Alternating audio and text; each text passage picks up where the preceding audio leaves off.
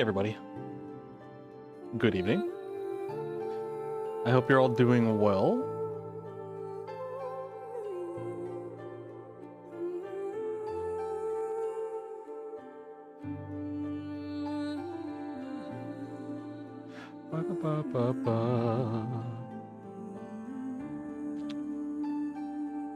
Don't mind me, just making sure we're set up and good to go.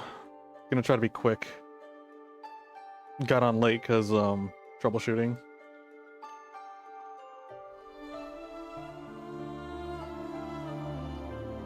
Okay. I think we're pretty much good.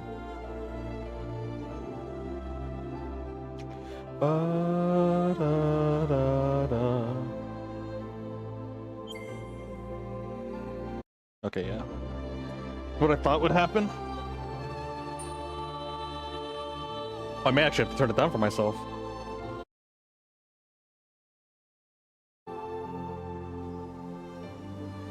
Yeah, this one's kind of like the other game. If I click off of it, it just freezes. I had the other one in borderless windowed, full screen, or yeah, no, borderless, no, windowed full screen. What is it called? No, borderless windowed. That's what it is. I didn't borderless windowed, so I think it would just close anytime I clicked on outside, but I was going through the settings and it froze on it froze on full screen and it wouldn't let me go back. I haven't tried now because I restarted the game again, but I think I'm just going to keep it on borderless windowed. Yeah, this game is kind of buggy, apparently. Buggy enough for them to have a second version of the game called Patch 2, which is what I had to go switch over to.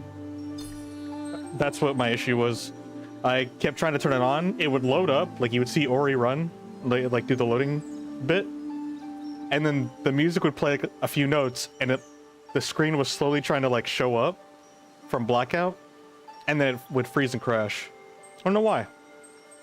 It looked like from a very late search, there was a variety. There's 10 slots in this game. What the heck? There was a variety of like issues that people were having. Some of them said it was linked to their audio. Some was Steam related, Steam Deck related, resolution, like all this weird stuff. And so it looks like they actually, like 6 years ago, sent out a patch called Patch 2, and I just came across where I could download it within the Steam settings, so I tried that, and it looks like it works. We recommend playing first on normal mode for optimal experience. Yep. I need to remember that. I need to start playing on normal mode for all games, so that way I get the balanced experience. Because 9 times out of 10, like generally speaking, the game is designed around normal, or whatever their default experience is. Because balancing for different difficulties is pretty hard. It's easier to go down because obviously you're trying to make it more accessible, so you just tone down the numbers. But to make something hard and fun, or challenging and fun, sometimes it just turns into being like cheap, or just balanced in a way that's not the most fun.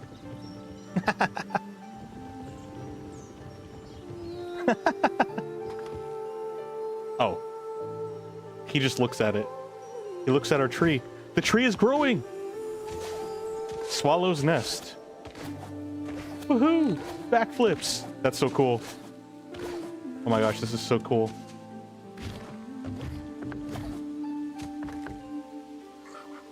It's our boy! I forgot their names because they only showed them like 3 times. I need it to be shown to me like 100 times. Hey, we keep our hoppies!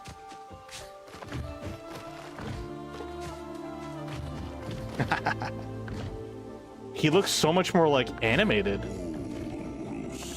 We shall always remember the day. And it looks like he's slightly bigger, maybe? Maybe it's a placebo. I sleep. I nap.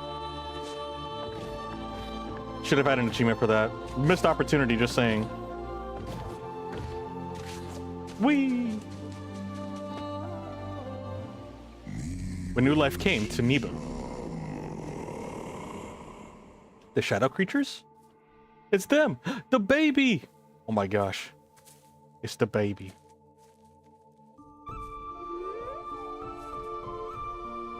It's the baby! Aww. We named her Koo. Hey! That's the first 2 letters of my name. She's so cute! Look at her waddling.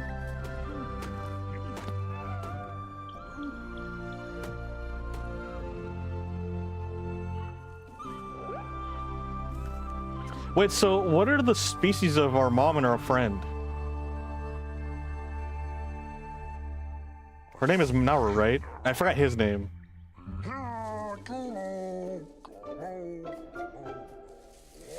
Oh! Yoink! Got kidnapped. I'm not moving. The game wants me to move, I'm not moving. I'm taking a nap. You can't make me.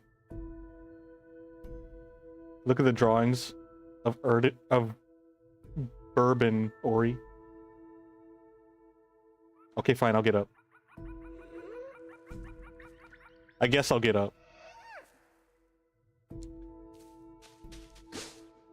Ruining my nap.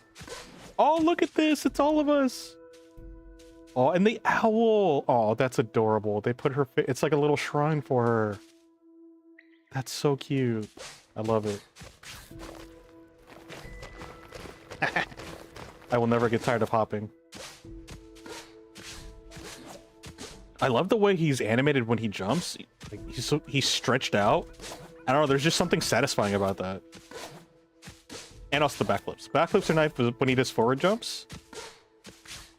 Like that angle just, for some reason, that animation just looks really satisfying. Oh, I see what they're doing.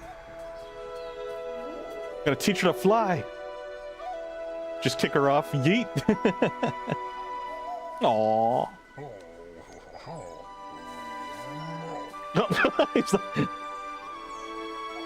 The wings are all like scuffed. What is she, Nemo? Or oh, both of her wings are like that. I thought it was just one of them that looked like it was scuffed. That was super cute though. Dang, we're leaving the baby to starve. That's crazy. That's not what she eats.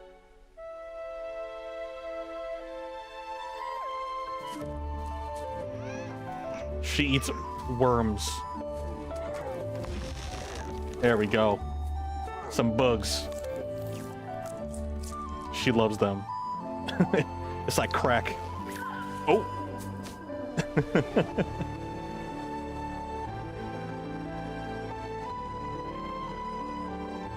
Hello, Cole. Oh wait, no, one of her wings is scuffed. We got some Nemo action going on here.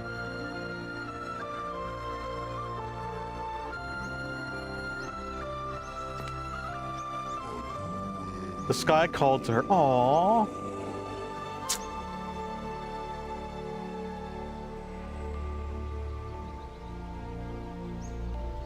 The poor baby. Gumo and Naru heard it too. Gumo, that's his name. I had the wrong thumbnail on? Oh my gosh, I do. I didn't change it because I was so quick to trying to get everything up and running because I had to troubleshoot and I forgot to do that. Yo, 125, that's insane. Thanks for letting me know. I'll fix it as soon as the cutscene's done. I don't want to interrupt the cutscene. Oh man. Of course it had, like, even though it's a happy time, they had to add something sad to it. And it's that she can't go to the sky. Like, they really had to do this to us. Of course they freaking did. Alright, 1 second. Let me switch to stuff. No way it's a little bit more accurate. Shouldn't take too long because I do have it ready. I'm just gonna actually install it. Or upload it.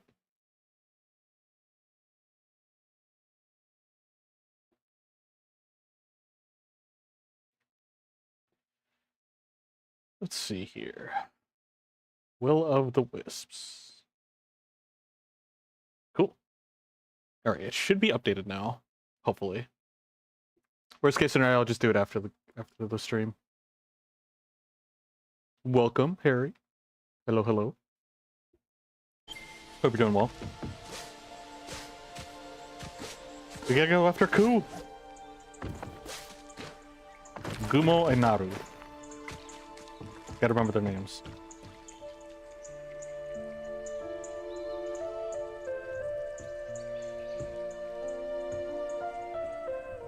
Sweet, thanks, Cole. Dang. Not the geese showing off. Oh, are they swans? They had really long necks.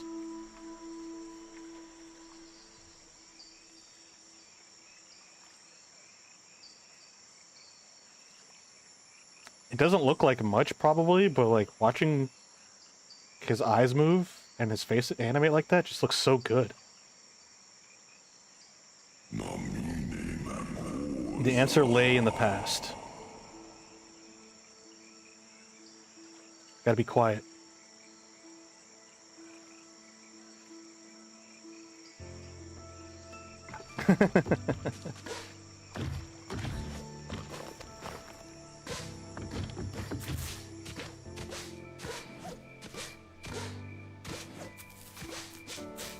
Oh man, can't climb like I like to do. Her mother's final gift. Oh? Mama's last hurrah.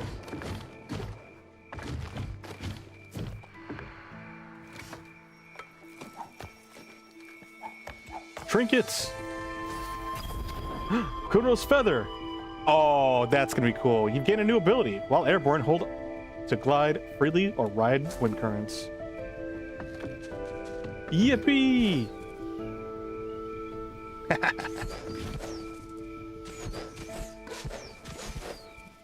Whee! Are we gonna give it to her for her to use?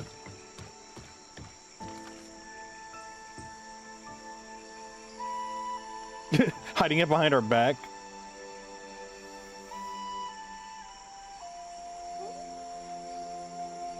Just gotta surgically implant it.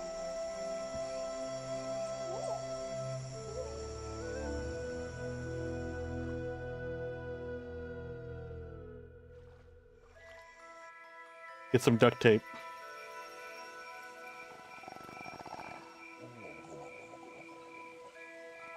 Oh, that was Gumo's bed. Hey, here you go.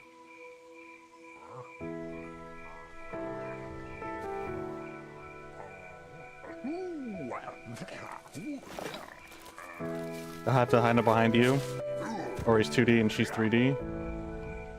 Dang.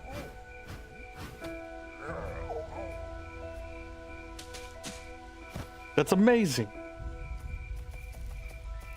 Whee! Okay, this kind of makes sense. Limiting our ability to fly because, like, she's a newborn baby with, like, a scuffed wing. Together on new wings. We basically get a double jump, which is really cool. Whee! This is a really cool way to implement this mechanic. The sky was within reach. So close. Ah! We got a little too excited. Oh, wait, never mind. You never played this one? Really? Let's go!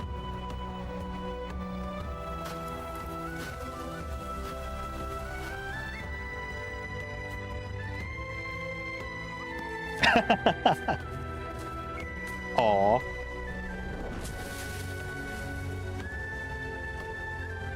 You just not ever get around to it, Harry?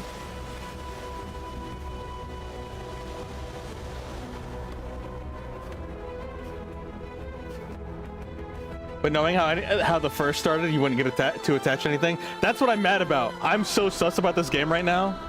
I'm like super sus.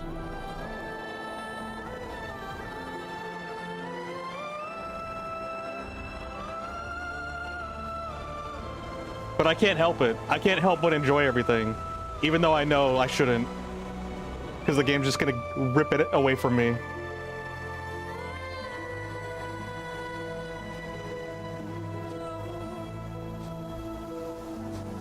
The devs are like, hey, here's this really pretty thing. It's yours now. And you're like, oh my god, I'm gonna cherish it forever even though I've just met it. And then they just like slap it out of your hand and it just shatters into a billion pieces on the floor. And then you just start crying. And you're like, why did you do that?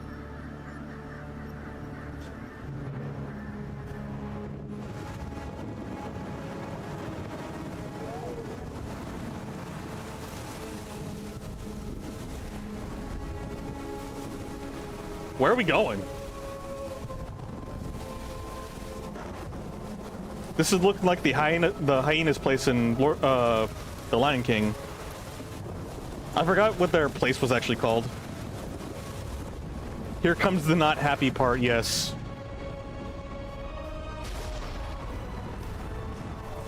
We're gonna lose the... Yep. Yep. Everything's scuffed.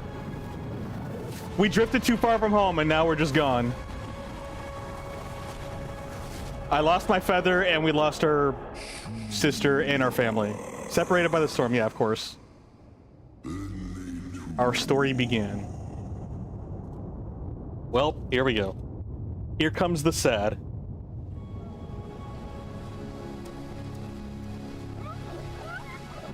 Who is that? Are we dead again? So it wouldn't be the first time. Uh-oh.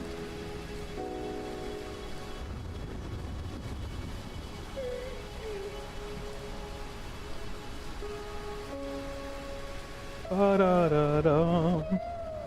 Aww. Little cries. Inkwater Marsh.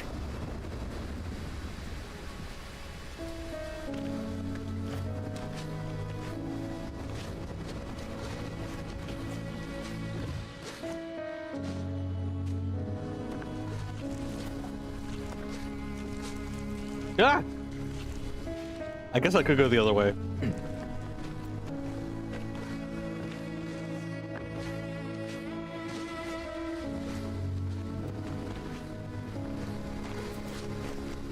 Looks more like a forest or swamp than a marsh. I do see the swamp vibes.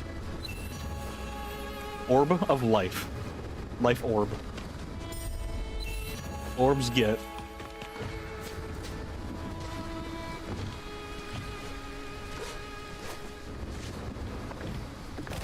Ah! Well, I guess it's a good thing it didn't crush us.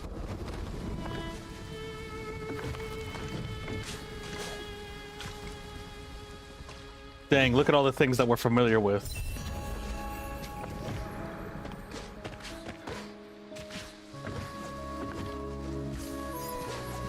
Boing, boing, boing. Someone's little hideout?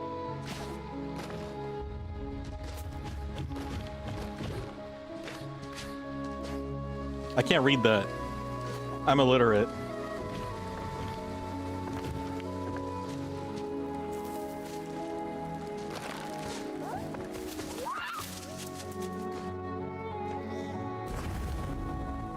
Fire! I will burn everything!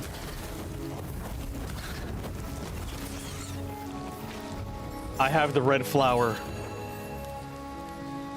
I never learned how to read! Classic Pit.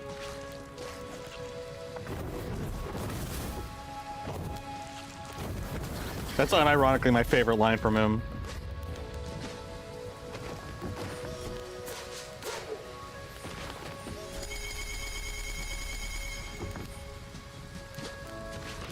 Almost got it open.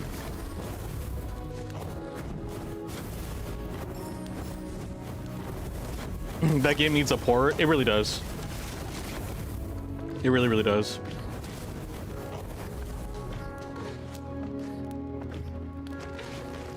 Boink, boink, boink. Look how, like... Look how small those thorns are. Talk! Score! Oh. What are you now? Not a monkey, clearly. Not even from Niwen, are you? I visited most lands near and far and not seen your kind. Coming from across the water, maybe? Well, whatever you are, I'm Talk. A wanderer in these parts. The better parts, at least. I'm taking shelter from the storm myself. But if you're thinking of going further, you'll have to get through the spirit gate over there. You'll need 2 keystones. I happen to have one in my bag. There's another one in the caves to the west.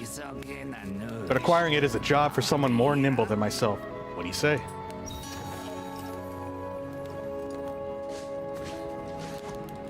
I'm on the case.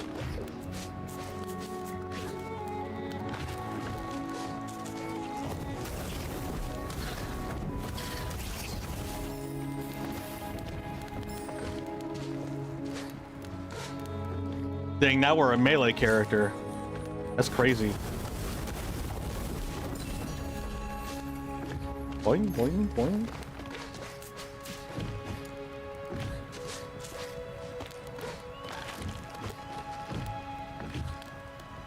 I guess I didn't even jump up there. Ouch. I'm scared of getting too close.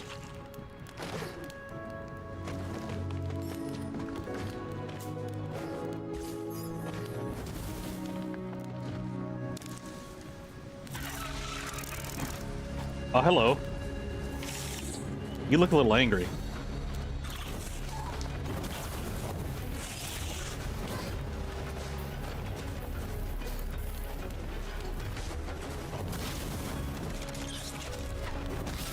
Oh, you do a 3-hit combo, okay. Wow, that was painful.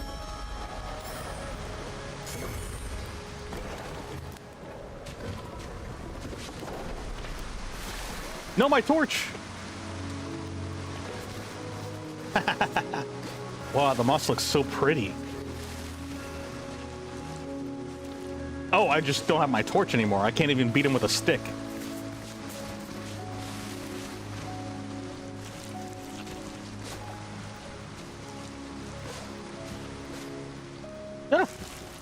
Ah. What do I do here?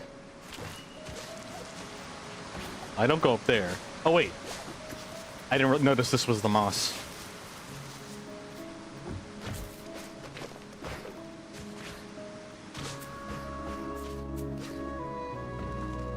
Ba-da-da-da. Keystone! Oh, we don't even have to hold it. I feel so sneaky climbing on the wall like that.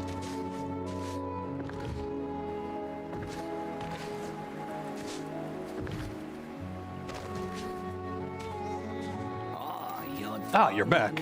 Is that a keystone I see? Here's one more for your trouble. I am ever a bird of my word, huh? Now I can continue my wandering through Niwen's lost wonders before you lose any more. And you can carry on with, or whatever it is you're doing. Good luck.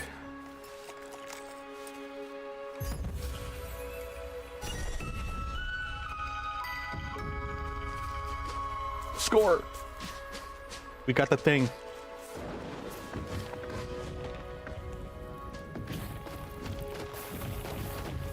Boink, boink, boink, boink. Oh. Oh, okay. I was like, we just have... Oh, that looks a little ominous.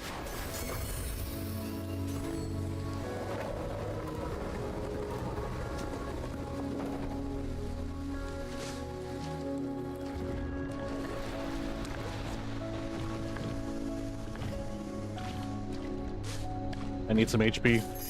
I was dying.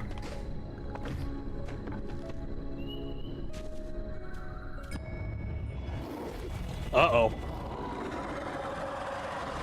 Help! Help! Ah! Ah! Wait, I can't go any faster. How did he hit me? Oh, wait. We have iframes. He hit us, but, like, we didn't actually take damage. Oh, it's scripted, I see.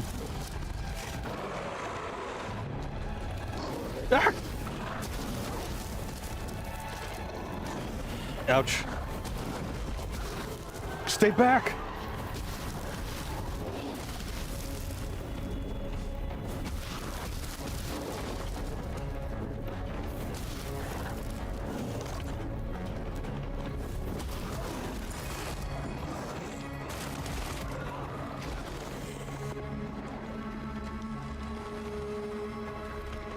Fend off Howl.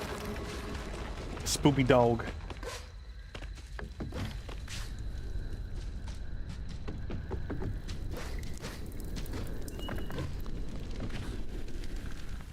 Uh-oh. I thought I was gonna land on spikes. Howl's den. Well, we are very close to his home. Did not realize he had a home field advantage. I'm scared to jump down. I'm traumatized by, by yesterday.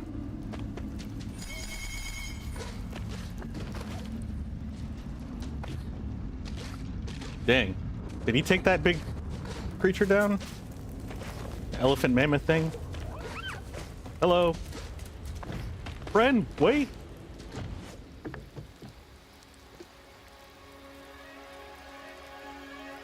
What? Oh, for some reason I couldn't move for a sec. Oh, it's just because I'm transitioning to a walk.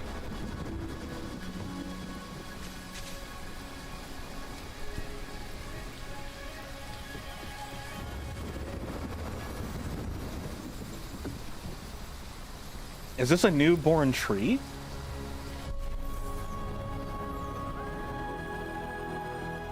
A sapling?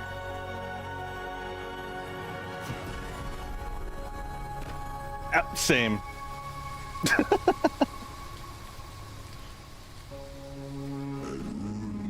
As an ancient light awakened.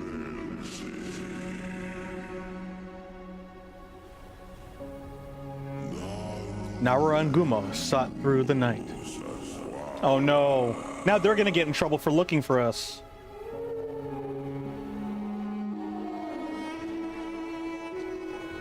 As long as they can stay together.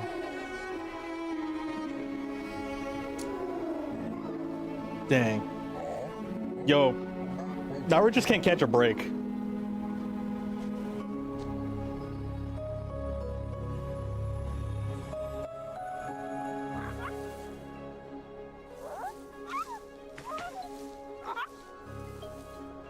I was napping.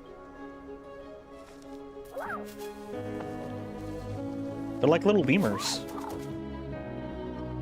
Hey, you're not like the others. The Shrieker, the Howler. In you shines an ancient light. The tree remembered. It knew. It glowed. It has shared its memory with you. Spirit Edge. You have a blade now? Nice. Now use the light. We want to see.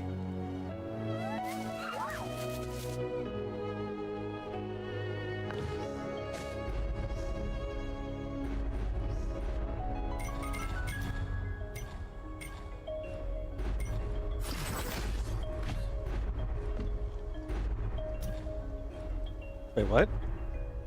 Oh. Trying to figure out which...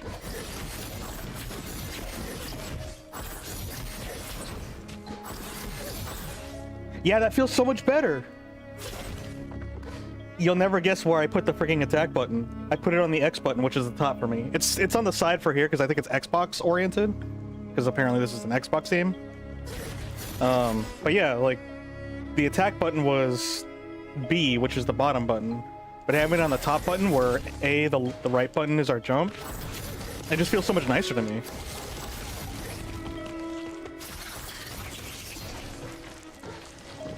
Actually, wait a minute. Never mind. Scratch what I just said. I had it backwards. But I probably just got used to...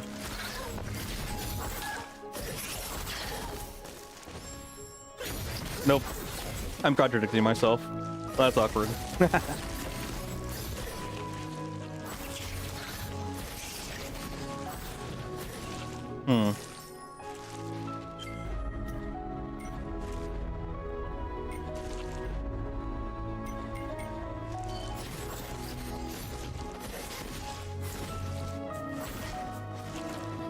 Actually, can I... Wait a minute, this is a new game. I can check to see if I can swap the controls, right?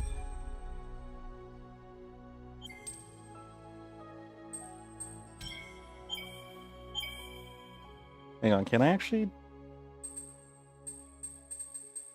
It doesn't look like it wants me to do the controls, but if I do keyboard and mouse, which I'm not going to do... Wait a minute. Oh, it only goes to these two? Man! Alright, whatever.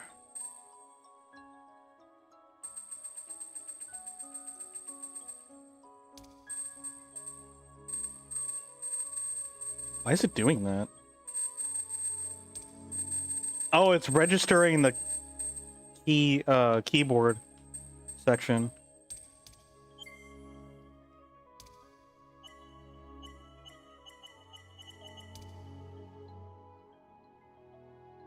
You can't. That was something that people were complaining. Yeah, yeah, I believe it. That was my complaint for the last game. That and being forced to watch. Yeah,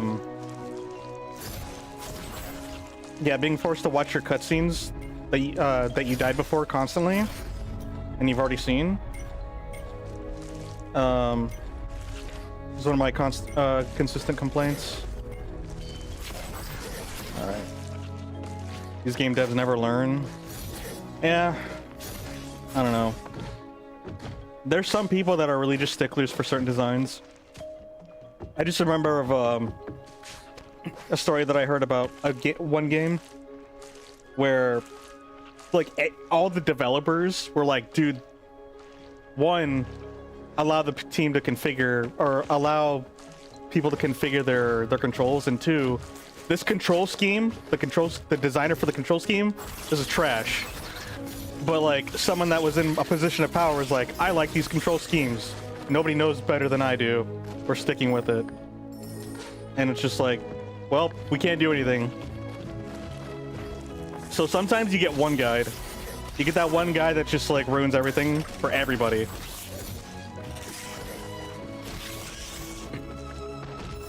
Because they have the keys. They're in charge, and it's just like, okay.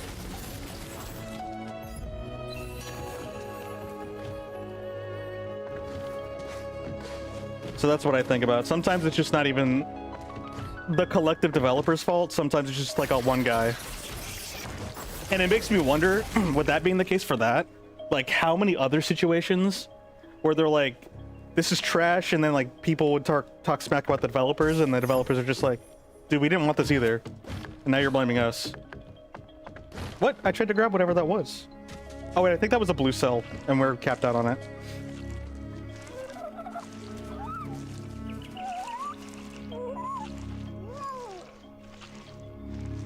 The light listens to you.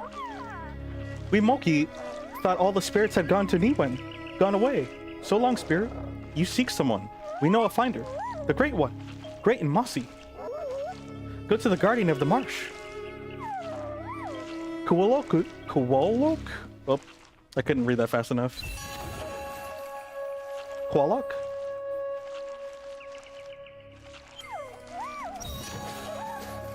New quest.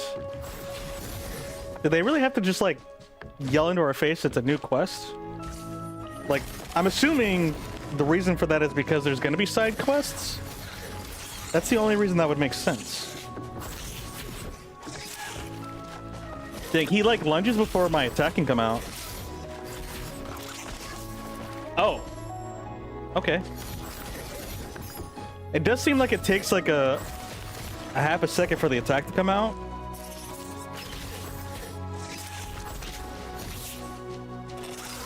Yeah, and you kind of slow down from the attack too. It's definitely different from the first one where you could just... You have completely free movement and you can just keep attacking. It's definitely more, like, sword melee oriented. Yeah, like, there's like a hot minute that I can't move.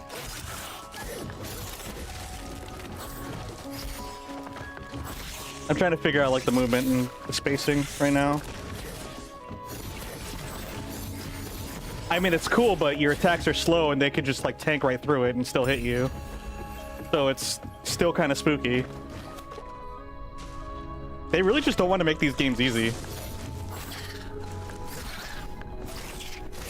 Or it's not even that, they just want to make them as difficult and as possible, it seems like, in every way. I'm wondering if the idea is like they want you to have thought with everything that you do, so you don't just button mash your way through things. But like, what's wrong with button mashing? It's fun.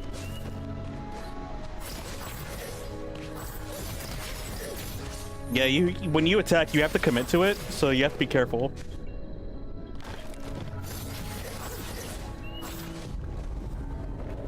Uh-oh, I don't like that.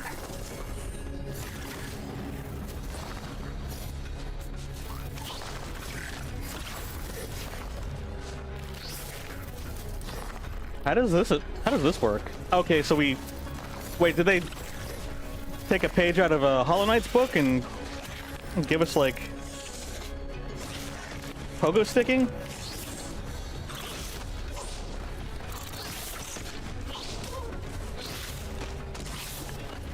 Oh, you can't do it more than twice? Or more than once? Yeah, because, like, if you do it a second time while you're in the air, you just go straight down. And you end up colliding with the monster.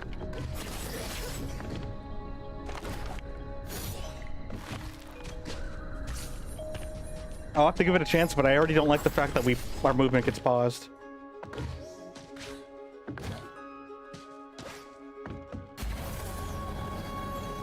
I forgot what button to push. Oh wait, it's giving me Xbox prompts, not Nintendo Switch prompts.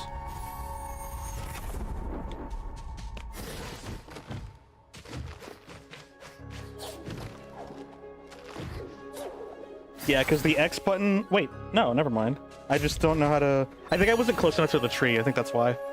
That's actually something I had a little bit of a problem with the other game. I would just keep jumping. Because I think for that one, jump and the prompt were the same button. So you have to get closer, that's all. Or at least I do.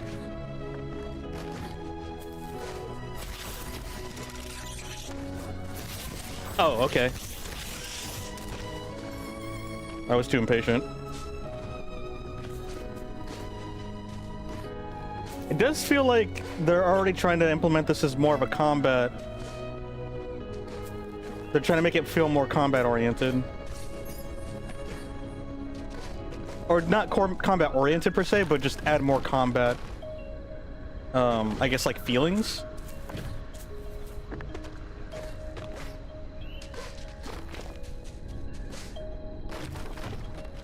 Because weirdly enough, a lot of other people complained about the combat in the previous one.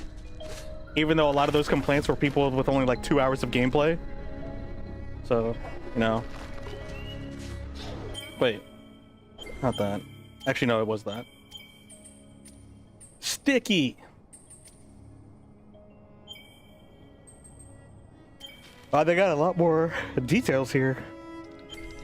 Whew, excuse me. I don't know where I'm going.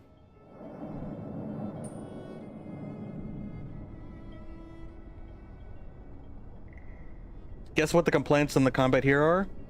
There's too much combat. Or the combat movement is really bad. Or like, not that it's bad, but like it's... Like you can't move as much as fluidly or something like that? I don't know. What's the issues that people have? Now it's too much combat? That's hilarious. This is what happens when you've got, 100 people with 2 hours that submit negative reviews. The light from the wells run all through Niwen. It joins, it heals. Well, yeah, like, I already feel like I'm playing Hollow Knight.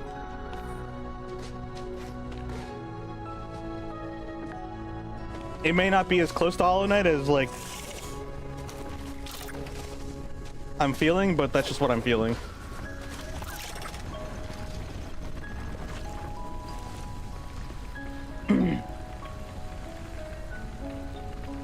Yeah, you didn't even have to scroll far before you saw. Compared to Hollow Knight, yep, I'm not surprised. Because I know if I feel that way, I'm like, there's probably someone that complained about it. like for myself, I know that things aren't necessarily that black and white, you know, but our brains will naturally make those kind of assumptions, and then people will draw their conclusions based off of that. And I'm like, yeah, that's the first initial feeling that I'll get, but I know that there's like more behind it. Like when I was complaining about my first half of playing Ori, the first one, like I was frustrated, but like at the end, the overall experience was great. It was phenomenal, and I loved it. I've had things that were inverted. When I was playing, a good example is when I was playing Destiny 1, when that game came out, I was having a great time the whole time I was playing it. But towards my end of my experience with that game, it was absolutely abysmal, and I freaking hate it. And now I have a bitter taste in memory of Destiny 1 because of that. Almost all of my positive fun and experiences that I had with Destiny 1 was bittered and spoiled by the end result or the end experience that I had with it. Destiny talk, let's go. Yeah, about that. Hey, Corgi. Glad you can make it. Hope all is well. I hit this lever, but I don't know what I did. Oh, that's what I did.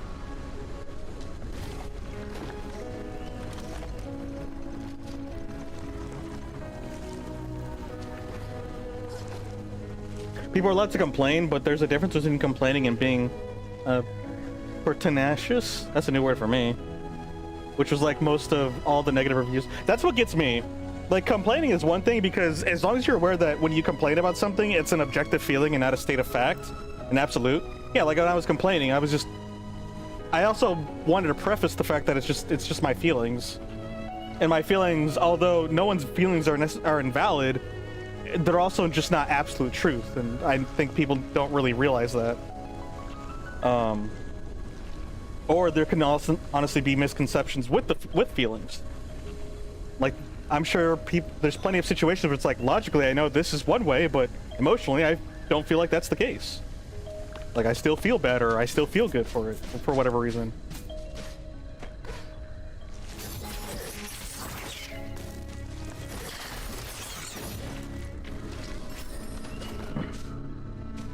And then also when people complain or leave negative reviews, I don't know. It's usually just complaining. I don't know, it's just like, a lot of times it doesn't feel constructive. And then even the ones that try to be constructive are questionable. I don't know.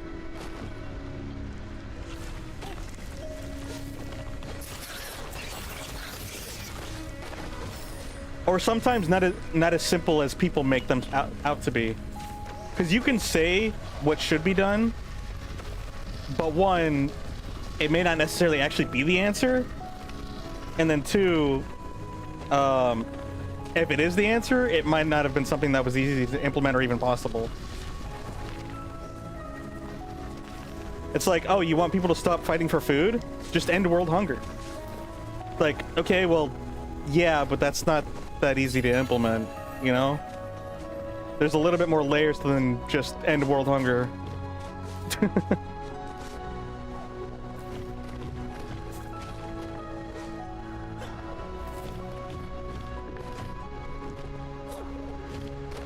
I think what sucks is just, it's easy to say something, and unless you've actually experienced doing something for yourself, it's kind of hard to really get people to understand and criticize things properly.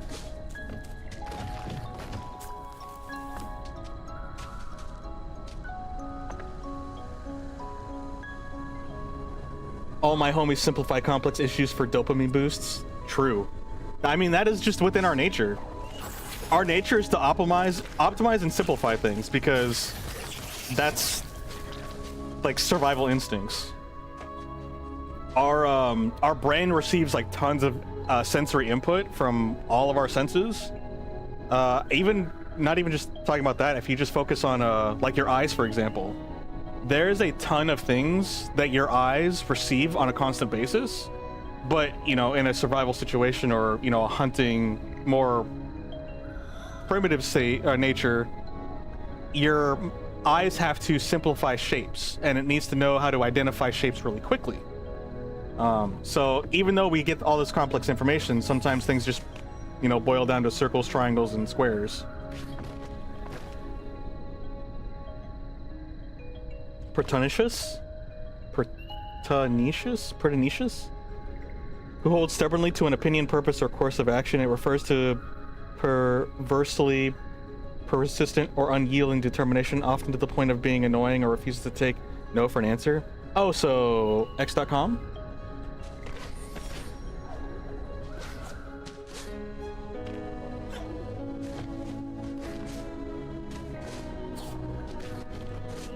Yeah, those are usually just extremists. Maybe not necessarily one for one, but like that's kind of a stereotypical like trait in people that are extremists.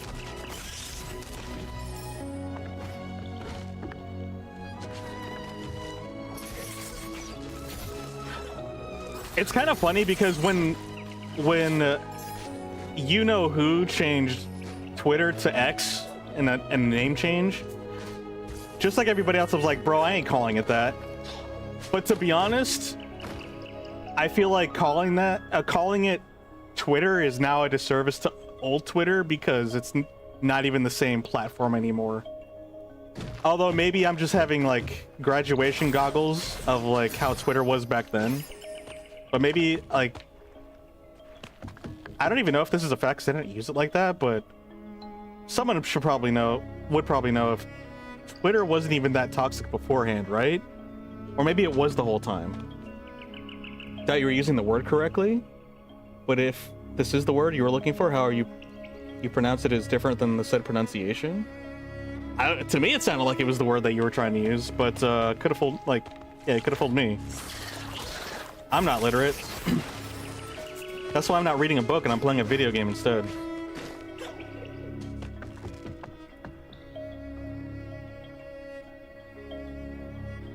Each time you look at the new logo, you feel like you accidentally downloaded like a freaking dating app. Yeah, no, yeah, that's the vibe that it gets. Or like an 18 plus vibe. It's like, is this the right site?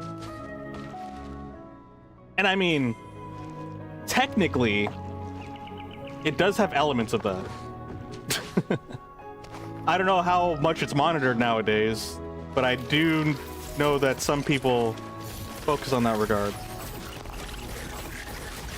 But that's like any social platform, right? It's been a bit of a cesspool for internet drama for a while. I probably didn't catch it in its prime. Yeah, it probably was. Because like, drama is what creates engagement, and that's what that's for.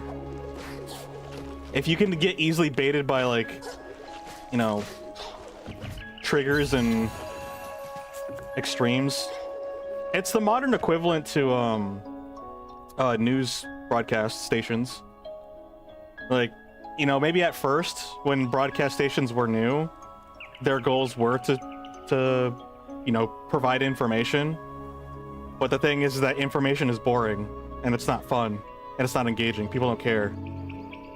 And then when you have to make a profit and your profit is by seeking people's attention, then you realize you have to make drama or find something that to make into drama.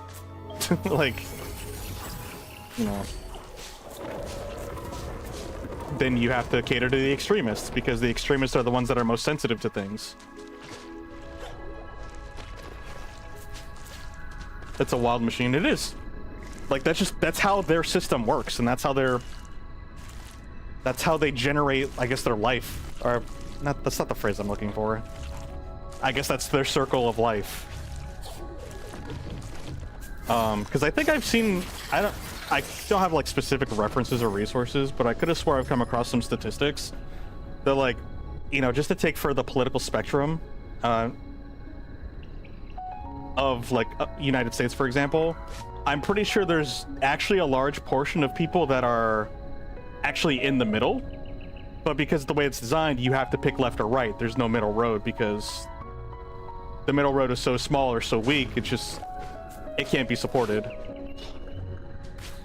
And then with all the whole other, you know, things about politics, like, you know, the few extremists are representing greatly like the vast majority. Like, even if you know a little bit of like politics, you'll get a general idea of what I'm trying to say.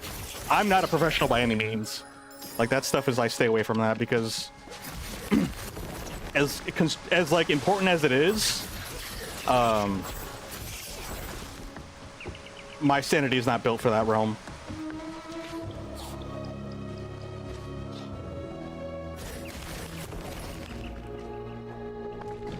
Like, you have to have a mental fortitude that I just do not have.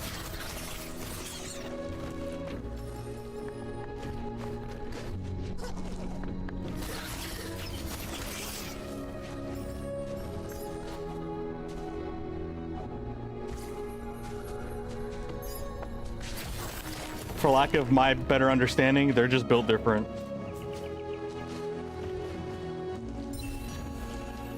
I'm a person that likes more of like philosophical topics from time to time.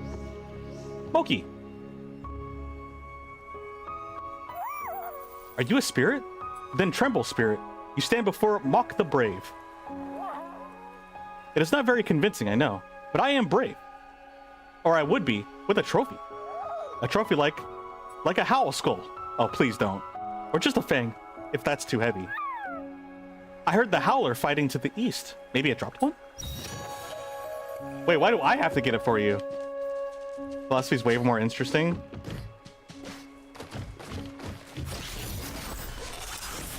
It definitely is interesting. Nice little thought exercises. Sometimes it get a little too lost in the sauce, though. Definitely ain't perfect either, because sometimes people just be pretentious about it. Like, I don't know, I had mixed feelings about one of my philosophy teacher. Because, like, the dude just, like, oozed pretentiousness, but at the same time, he was genuinely knowledgeable on his, like, work. So, like, I was kind of at a cross, because I'm like, yo, no, this guy actually, like, reads your stuff and then challenges it, like, properly. And it's just like, whoa. Like, you're kind of a snob, but, like, you're actually being, like, intelligent, and it's just like, dang, dude, I don't know how to feel about this. Because, like, one thing for me is I know how to BS a paper. You hate it when people back their attitude up with genuinely impressive knowledge? Yo, me too. But it's so rare. It's hard because I'd rather have a smart, pretentious person, and maybe it's just because they're so rare, than a arrogant or ignorant pretentious person. Because not only are they wrong, but they just think they're better, and it's just like, I can't work with this. There's like nothing I could do to work with this except for like sucking up to you. Like, instead of just like, you know, glazing you, that's the only way I can get you to cooperate. With these other people, it's, I don't know, because then again, when you come across pretentious intelligent people, you can't argue logically because they're just better at arguing, most likely. And then you still have to kind of like, I don't know, that's tough. I don't have a fully constructed argument on like what I would choose, but yeah, that's just hard. Maybe it's just ignorant people and arrogant people are just hard to deal with, period. Whether they're smart or arrogant. The word you were looking for, you called your philosophy teachers the word you were looking for? Oh yeah, pretentious. Yeah, pretentious. People are super pretentious. Ugh, that's tough, man. Yeah, but like I was saying earlier, oh, we got a Hellfang. Yeah, I can BS a paper. One of my proudest, not responsible achievements in my elementary school career, I guess middle school, was, you know, I had the classic like science paper or whatever that we had like a week or two to work on. And there was different phases, like, you know, we had to do what is it called? The outline, the rough draft, the corrected draft, and then a final. Yeah, no, like, I woke up like an hour before I normally did the day it was due, and then just did the final one shot. And not only did I turn it in on time, but I got back my paper with an A+. And on top of that, she made a comment saying, wow, I can tell that you genuinely put a lot of time and effort and thought into this paper. I'm like, if only you knew. She was a good instructor too. Like I really liked her, but like, yeah, I know. I low-key wanted to just like to confess to her, but like I also didn't want to like make her feel like some type of way. But yeah, I will forever hold that as like my crowning achievement in my childhood life, in real life, mind you. You wouldn't argue, you would just say, wow, you must live such a sad, lonely life because you don't have anyone to stand around you. I mean, that is one way to respond. I'd just be more like, I got you, bro. I understand. My way of going through life is honestly just letting the fire die out and just agree with them until they have nothing else to say. Like, that's the only way, because... And this is just how I've grown up. Like, it's not a way, or it's not the way or anything like that. It's just like, I've come across the realization that, you know, some people, if I try to talk logically, it just makes the fire wilder, and people talk emotionally. So I think as I grew up, I've really become, like, I'm already empathetic, but I think I've had to really lean into that to basically keep the peace. So I really have to just like suck up to people's emotions and coddle them.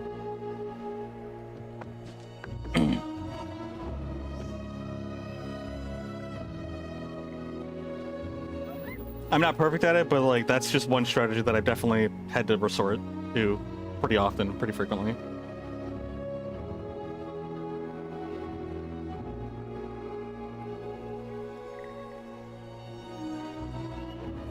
A real halfling. None will doubt mock the brave now. This is for you. I am brave, but I am also generous. It's giving what's that dude's name? He starts with a Z in Hollow Knight. Forgot the dude's name. If it works, it works. Sad truth?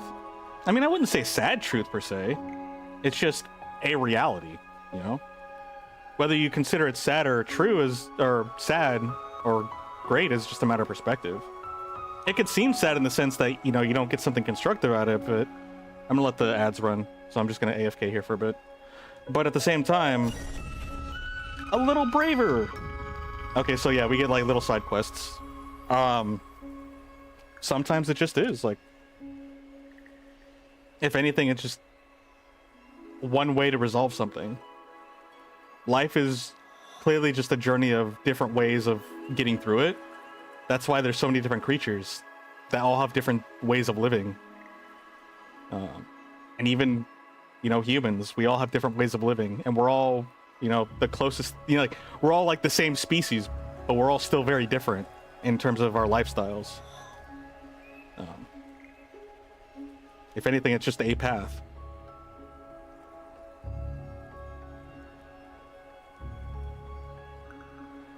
And I could say it's a good, or it's a happy thing because it's a happy truth because it's a way that I found to allow myself to progress forward in life. So I mean, I feel like perspective is a really, really big factor.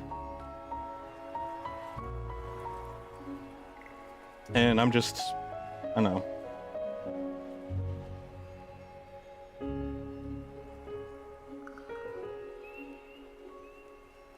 I try to be optimistic and as positive as I can be.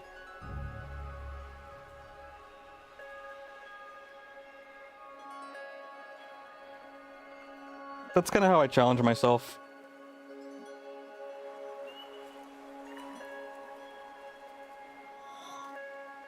Usually like to live with the world, like the world is going to explode tomorrow. You wouldn't prioritize creating more chaos for yourself than what already exists. Yeah, for sure. And that's definitely one way, and I've considered that too. I think for me, it just, I've run out of energy, emotional, physical, and mental. Oh, that's actually another, okay. Yeah, emotional, physical, and mental energy that, like, I can't care. Not in a bad way, but like, when you're telling me, like, there's a forest fire on the other side of the world, you know, like there's a wildfire at, you know, freaking Europe, and I'm just like, that sucks, dude. Like, I'm sorry. Like, I genuinely am sorry. It's not that I don't care. It's not that I'm heartless. I just, I can't care. Like, I don't have the capacity. Like, dude, I'm overwhelmed. There's a billion people on this planet. There's several billion people. Dude, a human being can't even comprehend the difference between a million and a billion. Like, it is out of our natural scope of comprehension, because that's never been a number that we had to comprehend in life. I think a million seconds is like a week or two, is like 2 weeks arbitrarily. Just like, you could look it up, it's super easy, but like, it's something like a million seconds is 2 weeks. A billion seconds is like 12 years or 13 years. Like 2 weeks, 13 years. Like, that's quite a leap. That's quite a leap. And it's just, we can't comprehend it. And I'm like, dude, the world's gonna move on. The world moved on before me, and it's gonna move on after me. And honestly, like, I just gotta do what I can to live my best life. Like, the whole pursuit of happiness. Like, for me, it's more like just pursuit of peace. Like, I'm just trying to live my best life.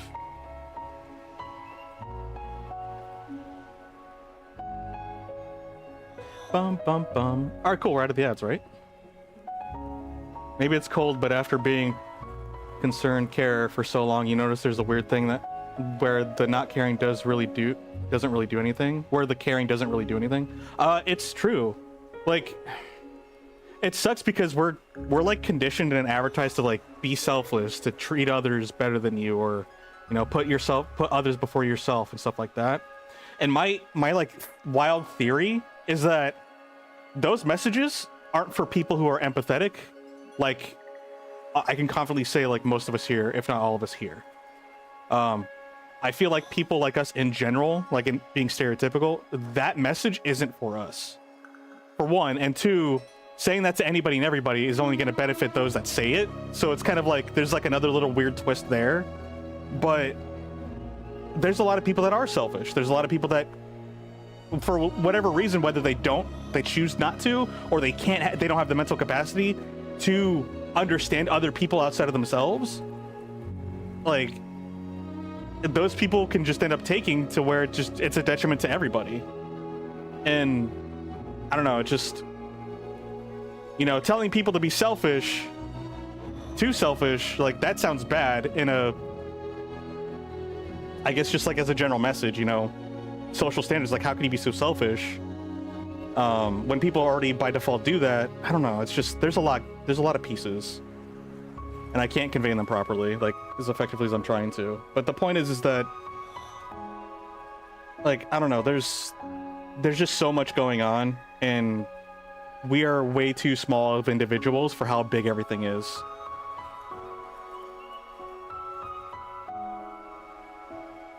Back in the ancient days, all they had to worry about was the invention of cars. Well, I don't know, like, life was different back then, and, like, you had small towns that were grouped together. You know, smaller towns that have more of a community. When you have more of a community, you all work together. That's where I think the idea, and this is, I'm not trying to go too steep into it, but I think that's the idea where communism comes in. Because the whole idea is that if you have a small group of people, theoretically, that it's a very effective way to do things, because you all work together to survive. You bring what you find, and then you share it amongst each other, because, you know, you're all trying to survive together. But global scales, you know, any type of system, whatever the case, you know, has flaws, because humans have made that system, and then humans know how to break and outdo each other in their own systems. Video games are a great life example for that. In video games are designed for fun. The one thing, especially in MMOs, like, if you study the psychology and how people function and operate, you can see, like, we behave how we would behave in real life in video games, and that's why they're incredibly important. One situation was, or that I was going to say, is that we optimize the fun out of everything. That's why cheating is so prominent. Like, when the goal is to win, we will sacrifice everything around it, including ourselves, to reach that goal, whatever the case may be. Like, that's the other thing that makes human beings so, like, immaculate and terrifying. Because we will do, you know, it's the whole anime trope of, like, by sheer emotional will, like, I just I just win because I screamed loudest. It's a little bit more like dramatized and a little bit more like there's a little bit more to it than that. I'm oversimplifying it, but you can kind of get what I'm coming from. It's like the sheer power of like human will to just like reach a goal is sometimes incomprehensible. Like it just happens because of the persistence and definitely luck, because there's so many elements and factors we can't account for everything, and that's where the pocket or the category of luck comes in.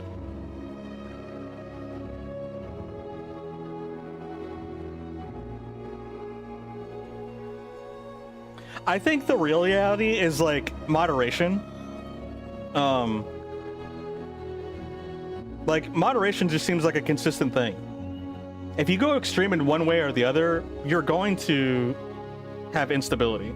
If you're too greedy, you know, you're on your own and you can't sustain yourself.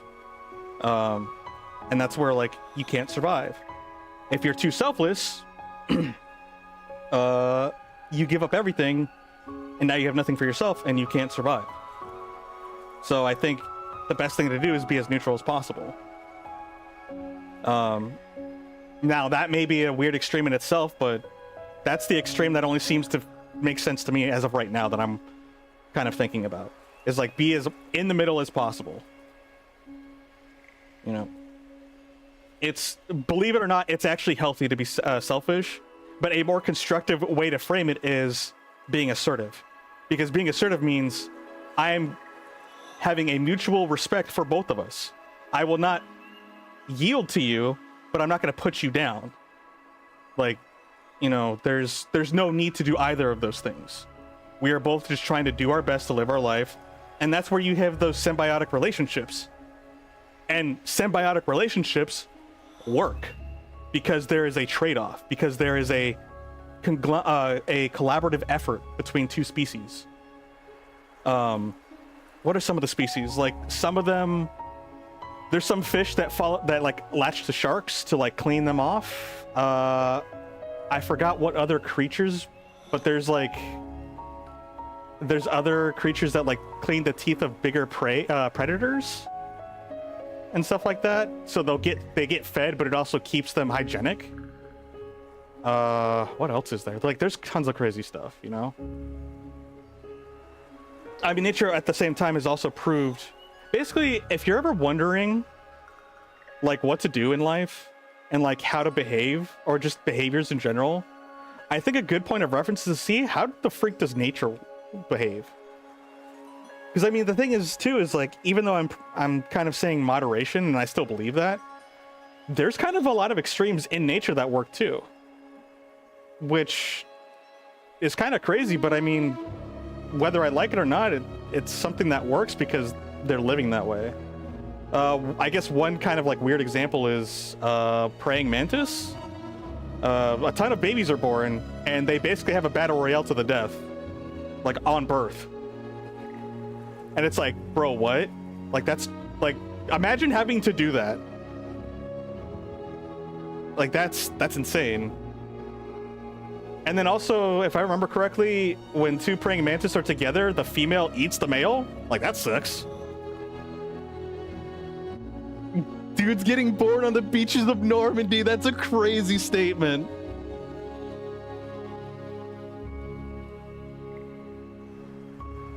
So you're gonna buy your stuff for yourself because it's your money that...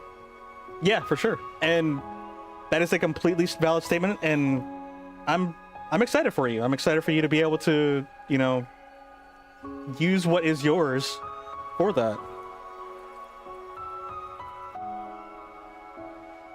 Beaches of Normandy, D-Day.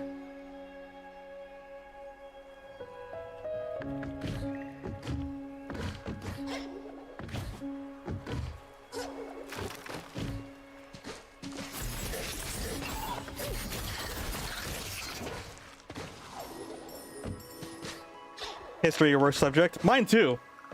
In fact, when I said D-Day, I was like, not even 100% sure I was actually thinking of the correct thing. I actually like history to an extent, but I will say history and literature are my weakest subjects throughout school. Weirdly enough, in school, math was my strongest subject. I guess not weirdly, but... yeah. Reckless! Hey, that's perfect, because that's exactly what I am.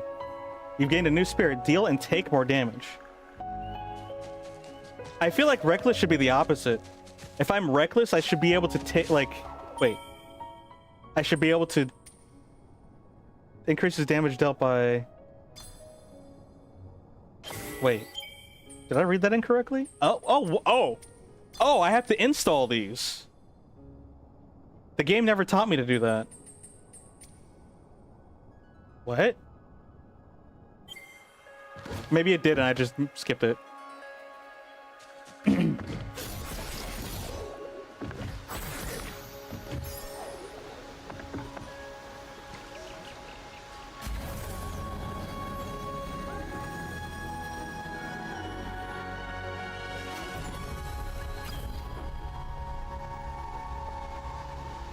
Your history teachers talk so boring. History was the first subject you fell asleep in. I had one, and this is just like in 1 year. One teacher that was so freaking like passive and practically AFK in terms of teaching us. He might have a presentation or two of slides, but then like he basically just gave us the book that we had to read a chapter, and then he would just like vibe at his desk.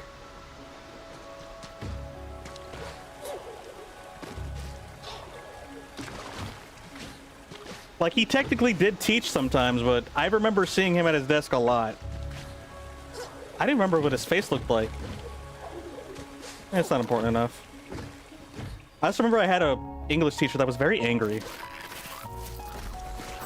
Like, I think she had problems, like life problems. I think her life just got to her. The fact that you can't remember his face says it all. It's funny because when I try to remember his face, I think of another teacher and I'm like, no, that's not the teacher. Because the other teacher I'm thinking about is like my tech teacher or my computer teacher. Back when we had the big chunky monitors, the chunky monitors, and people can play all their modded games on the internet because the adults didn't comprehend computers at the time.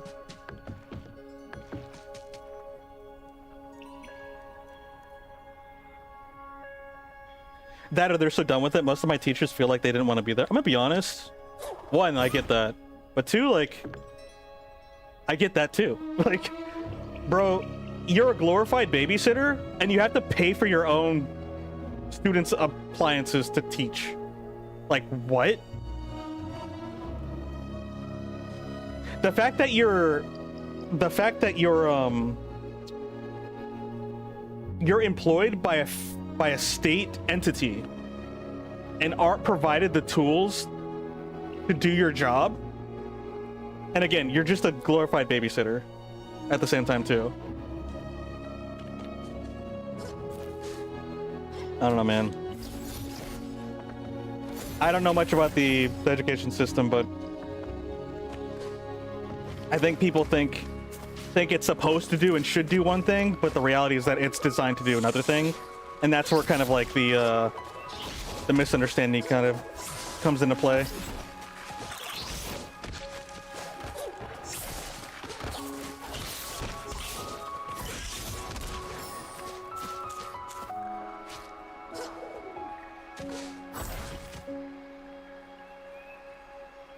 Can't recall most of your teachers because of the same way they looked.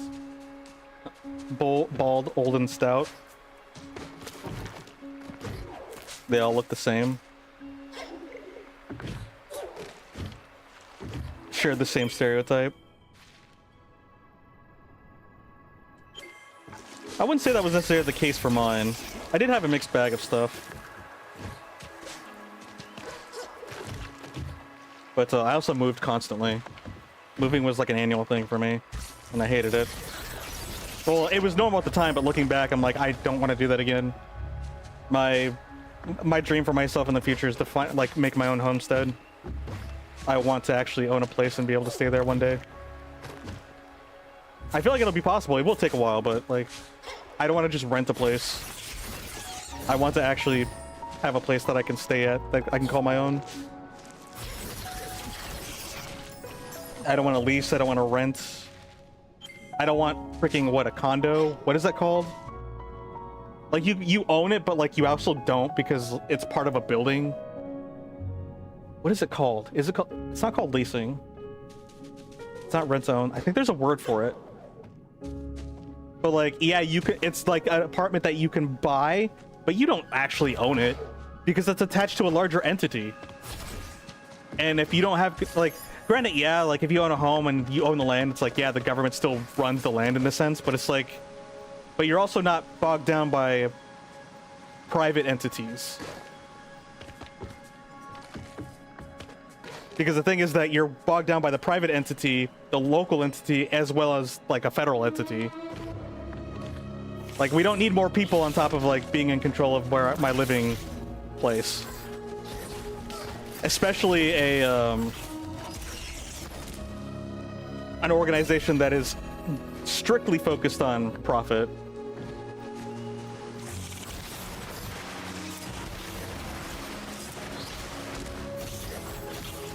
Or even worse, has stakeholders. Actually, what's the difference between a stakeholder and a shareholder? I forgot. Pretty sure there's a difference. I just don't remember.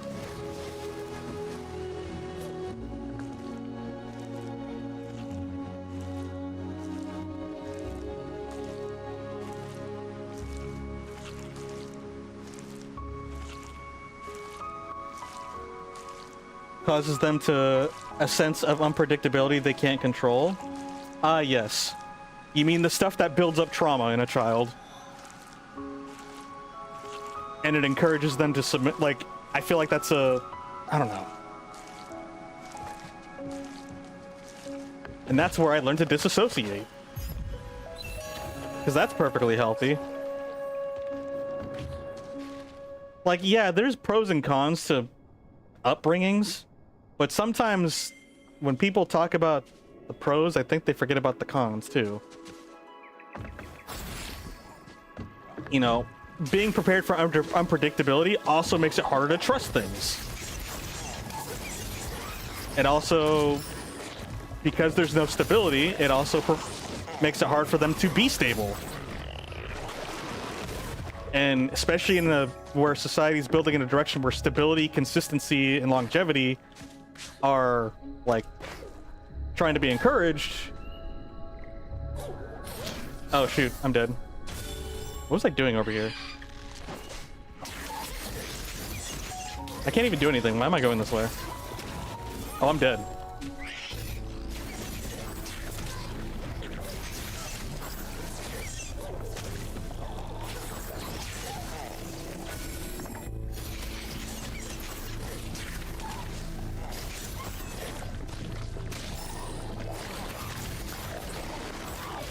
I better be able to parry their attacks.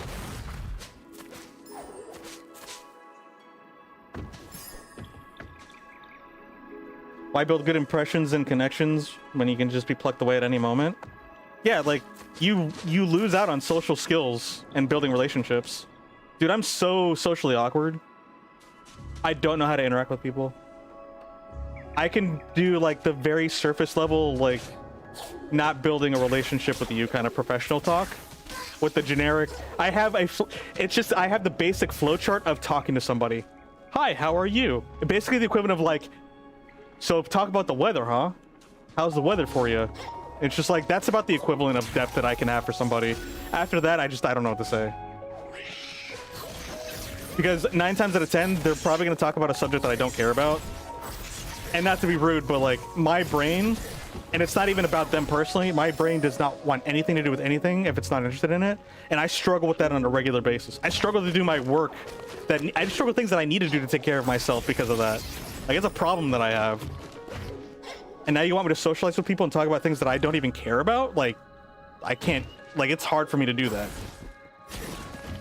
And trust me, I want to be social. I want to be able to do that because it's incredibly important. It's a very important skill to have.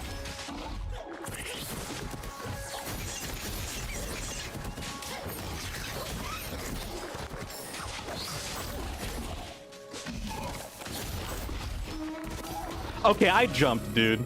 Like, I was sitting there pressing the button. I swear, there's like a... Yeah, no, there's like a moment where you can't press...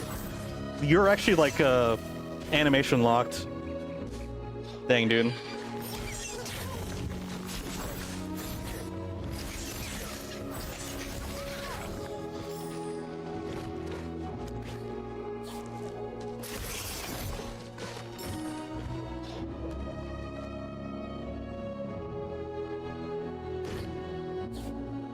Yeah, I'm kind of getting like similar vibes like in the first one. I feel like I'm getting punished for playing the game, weirdly enough. Like, I don't even know how it wants me to play. I think I just feel like I'm being punished for just playing. It's kind of crazy. Or maybe I just need to slow down. Maybe that's what it wants me to do. Oh, okay.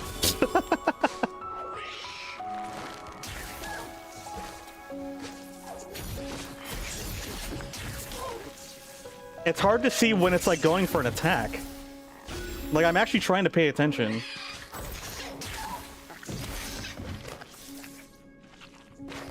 Okay, there it is. It's very subtle. Oh my gosh.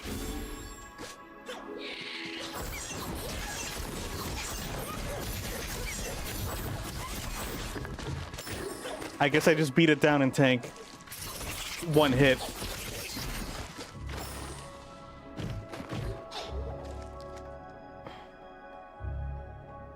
The enemy's attacks look like they're sped up. Yeah, dude, I don't know what's going on.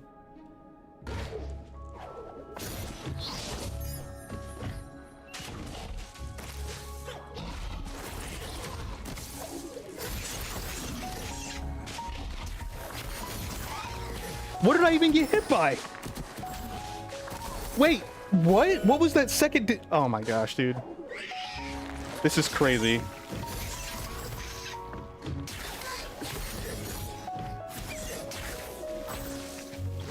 Like, there's no place to move. The dude does a 3-shot spread. The only way I can do damage, like, what is this? Like, no, I'm having the same issues as I had before. Like, what am I doing? You died so many times? Yeah, dude, like, what is this game design? Like, I'm having the same issues as I had the first Ori. I love the beauty of the game, but in terms of, like, flow, like, this makes no sense to me. Like, do I just leave him alone? Do I just ignore him? Because, like, there's no place to move, so I can't dodge.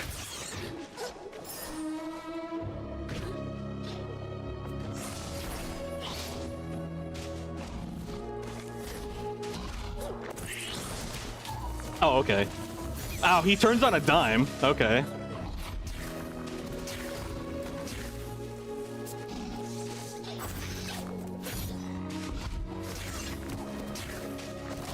Okay. Like, I'm just trying to understand what's going on.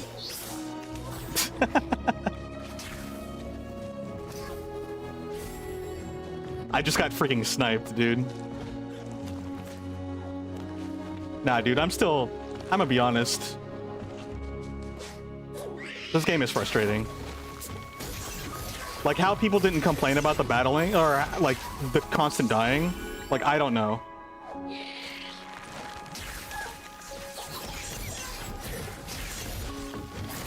Like, they're complaining about the combat being too simple or too much. I'm like, did you guys just, like, never die or something like that? Like, how is this easy for casual gamers?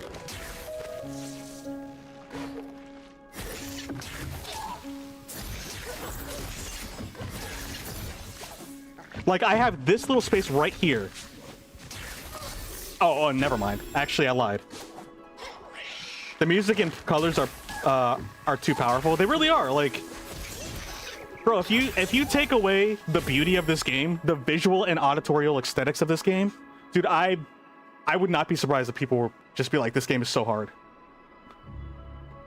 It's true, you really don't hear about that with Ori, and in fairness to that, it's really easy to forget about it when it's over. I will admit, when I got finished with the first game, I kind of subsided a little bit. Like, it started getting obscured and muddled.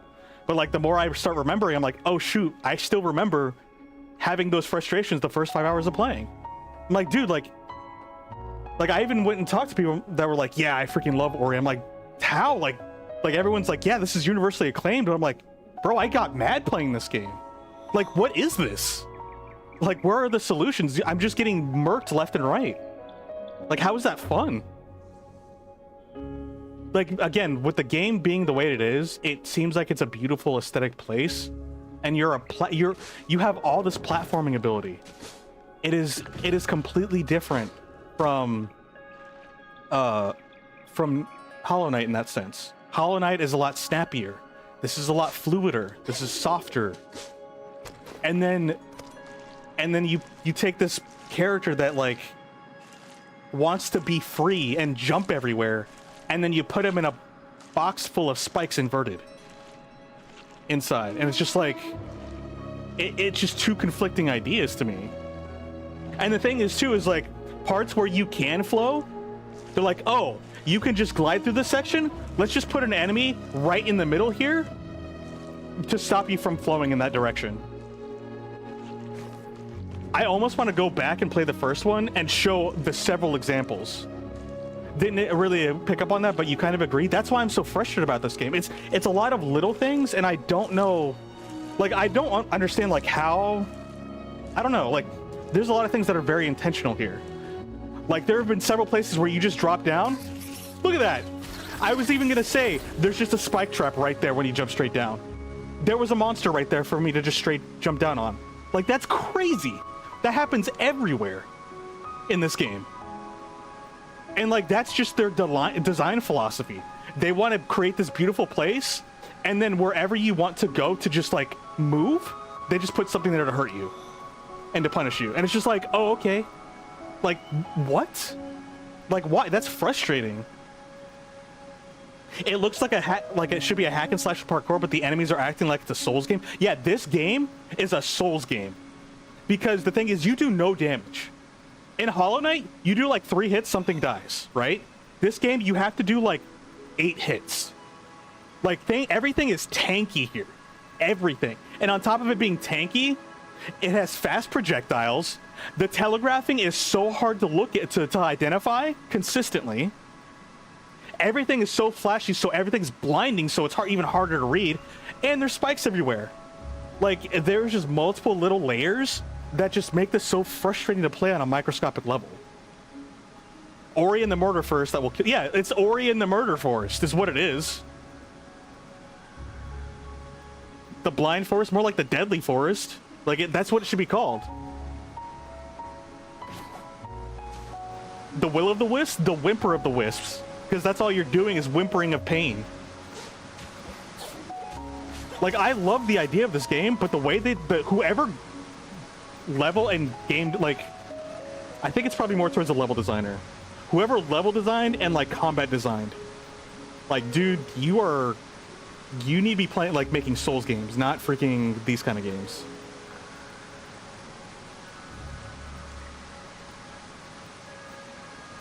The Will of the Wisps, more like my will to live.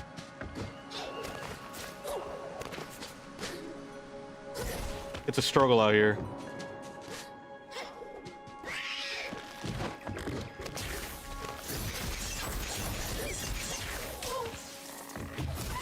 It took me 7 hits to kill that thing. And even though I was being careful as best as I could, I still got hit. I still got hit. And that's just a basic enemy. That's a basic enemy.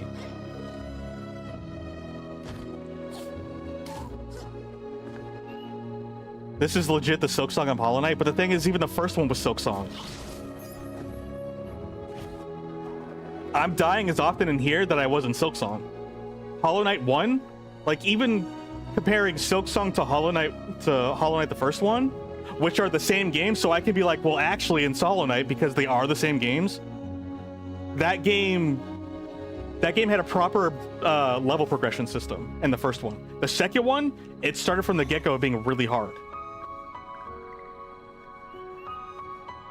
You think that kind of highlights some of your favorite things about, at least with the first one, where you can remember certain parts really well, which were the ones that capitalized on the really free fluid movement? I'm gonna be honest, I don't remember anything so far. Just for me personally. But yeah, and you know, apparently this one's more combat heavy, so yeah, like I can see it where being free-flowing is probably more focused on the first one than in this one.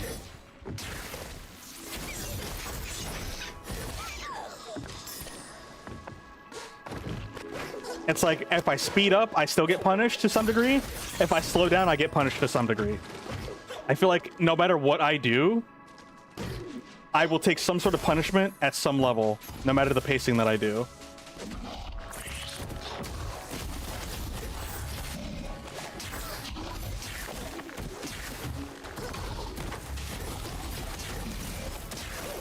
Yep. Wow. Like, what? This is insane.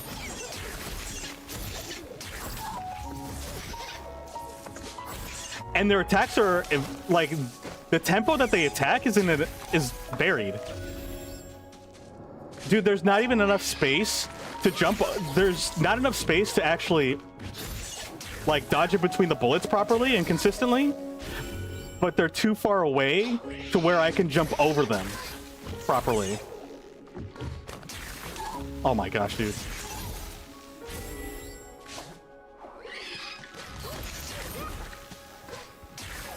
Okay.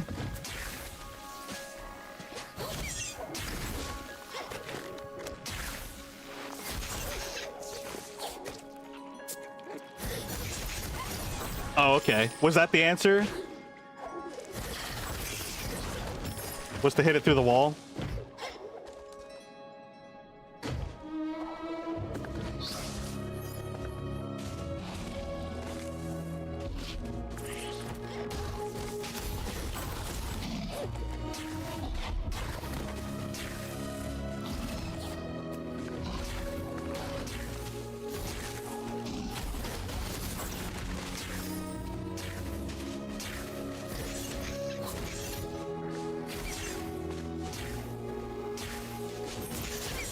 Wow. Oh, hey, we're not even done. Of course. That was just the first round. Nah, dude. I have to be honest with myself and with you guys. Like, this is frustrating. I don't like this. The game is beautiful and I want to enjoy it, but the game constantly murdering me, every movement that I make, is just not fun. Like, this isn't fun. I'm just getting murdered. No matter what I do, I'm taking some sort of damage. Who designed this part? This is a normal part, too. Like, what is this? Like, the more I play this game, the more I'm baffled on, like, why it's so critically acclaimed. Like, I have so many words about this game, which you guys have mostly heard. Ori in the waiting game. Yeah, like, I have to wait to attack. They're so tanky. And if I get hit once or twice, like, I just explode. Like, I still stand by the statement, like, when I got all of my powers at the end of the first one, I felt like I was finally playing the game on normal difficulty.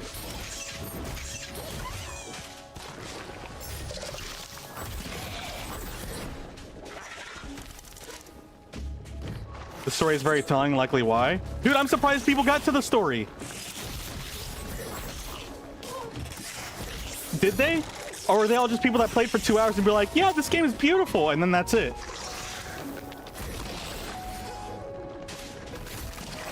You know, everyone does, actually, now that I think about it, everyone does compliment or, like, praise its artistic style and its music. Does anyone praise its gameplay? Like, what are the comments on gameplay? Because the only comments that we've been talking about or heard of in the reviews is combat's too simple, and, well, based on Hollow Knight comparisons, and now in this one, there's too much combat. So, like, what did people like in terms of game? Mostly art and music? Yeah. But at the same time, I'm like, how did you get through the art and music? What the?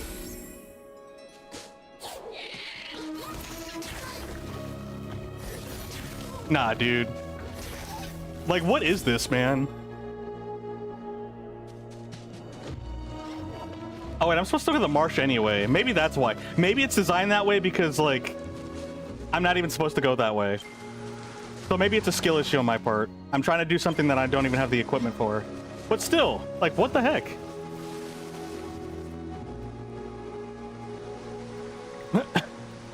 Art and music with many deaths. I'm just gonna assume that I'm not supposed to go that way. And maybe that will,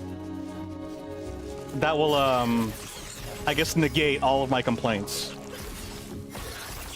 But I have a fear and feeling that that's not gonna necessarily be the case. Well, I got some good combat training in by dying 100 times to them.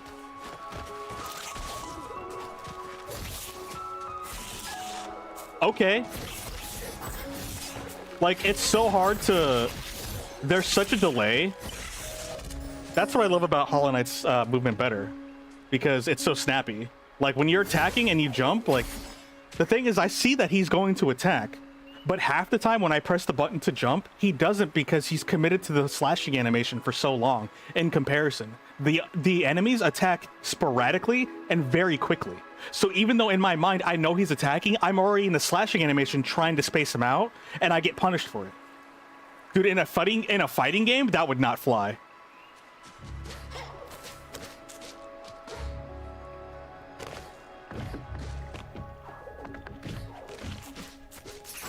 Like, and I feel like I'm crazy because I hear nobody else talk about this stuff. I feel like I'm the one that's like, am I just that bad at video games? I feel like I'm getting gaslit by my own experience in games while playing this game. Like, no joke.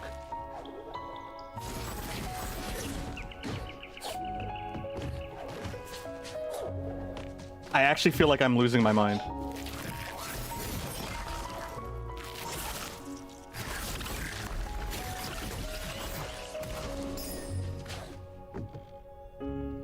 Mostly compliments on the platforming? Really? So people aren't flabbergasted by all the spikes everywhere. And then while you're just platforming, getting shot by and getting sniped by monsters. You get shoulder tackled from across the screen and sniped by monsters. Like, I feel like something is off here. Like, I am not comprehending. I'm not comprehending all the pieces here. I'm missing something, like, greatly.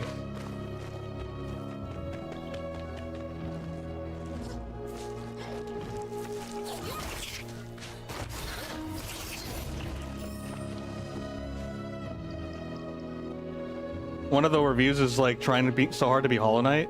No, it's not. It's not trying to be like Hollow Knight. If it was trying to be like Hollow Knight, it would have the same controls, it would have the same map style. If you're gonna say it's trying to be like Hollow Knight, then I can say, lol, Hollow Knight's trying so hard to be like Metroid. Like, that's the same logic and it's freaking dumb. I'm sorry, but that is a dumb take and you have no actual depth to that statement. Like, I'm tired of people making freaking arrogant comments and thinking they're absolutely right. Like, you have no basis. You made this slight connection between two games. Congratulations. You're able to make a connection. You know that a square can go in a square hole.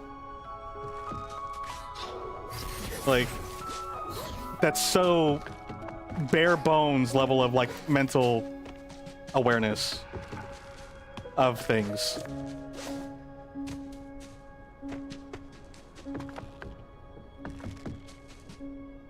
I don't know, man. It's like looking at a tree and laughing at it because it's green and be like, ha, it's so much, it's trying so hard to be like grass.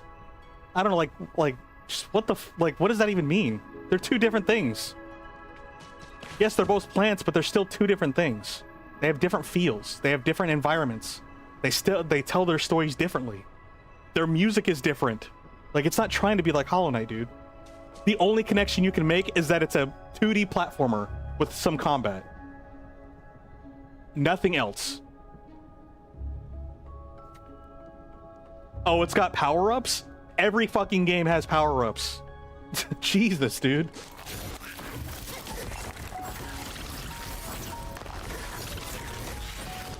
You can tell I'm a little irate.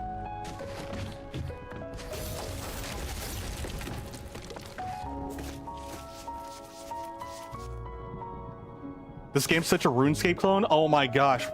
Right? Finally. Some good freaking takes.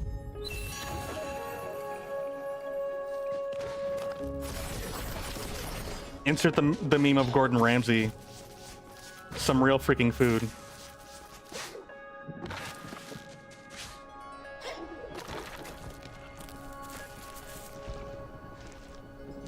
Most of the positive reviews are barely even a paragraph long. You think it was also the same with The Blind Forest? Weirdly enough, the only negative review goes in depth about what they don't like. Interesting. I wonder what they said. Because honestly, like... I don't know, man.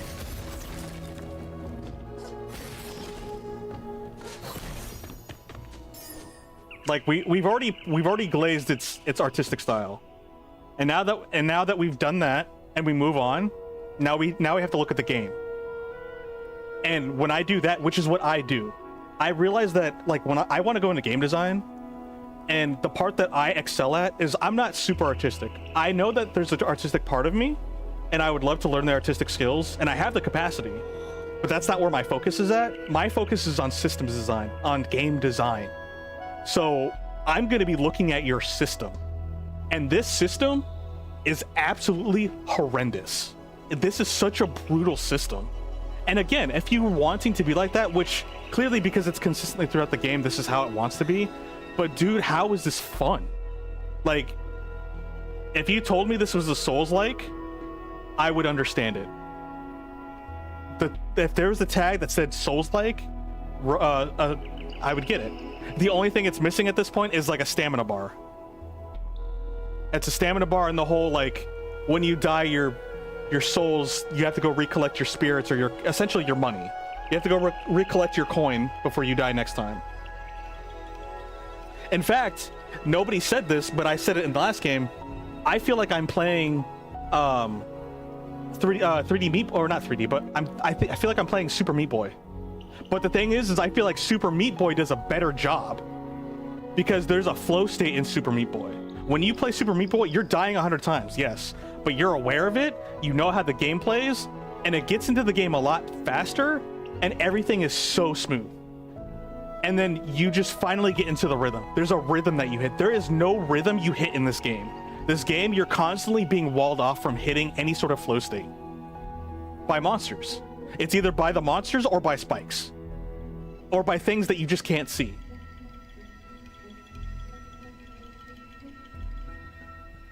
Like, even the things that I'm anticipating, I still can't react half the time in this game. It's crazy. And the thing is that Souls games, everything, the great thing about Souls games is like, yes, you die, but all the monsters have an obvious telegraphed ability. They all do their one attacks, or two, like their handful of attacks that they have. They have a handful of options. And every option, once you learn it mentally, are all reactable. And in this, I see everything that they do to make sure that you can't react to everything 100%. Like, for step one, Ori is super fluid, right? You have this very open fluid space. It's like, okay, well, we don't want you to be too fluid to blaze through the game. So now we're going to insert spikes in spots that prevent you from like easily flowing through the game. So like, if you miss even a little bit, you take damage, or even potentially just get one shot. That's another thing that's kind of frustrating, is the inconsistent feedback you get from hitting spikes. I feel like there's a handful of inconsistent feedback in the game. Sometimes if you hit spikes, you just die. Sometimes if you hit them, you just take some damage. And I feel like the feedback is really confusing. And then on top of that, I haven't come across the one in this game yet, but in the other game, you're just walking down a hall, all of a sudden there's a freaking boulder that just crushes you instantly. And you're just like, oh, I guess boulders are a thing in this game now. Like trap boulders, not just like a boulder that fell from something. No, traps are in this game.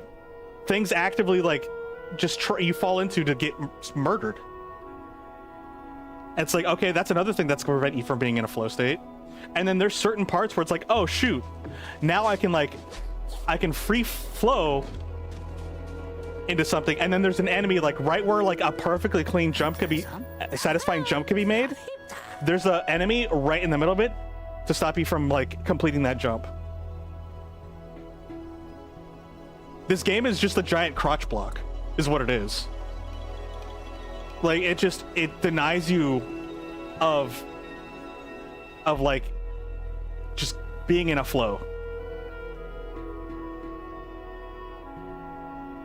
And clearly this is an intentional design because I'm still getting that same feeling as I was in the first game.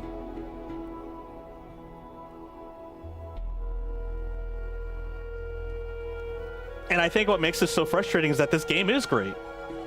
And I want it to be great, and I want to love it like everybody else, but I can't because the game just doesn't feel good. The game feels frustrating. It's not that it feels bad, it feels frustrating. And there's a difference.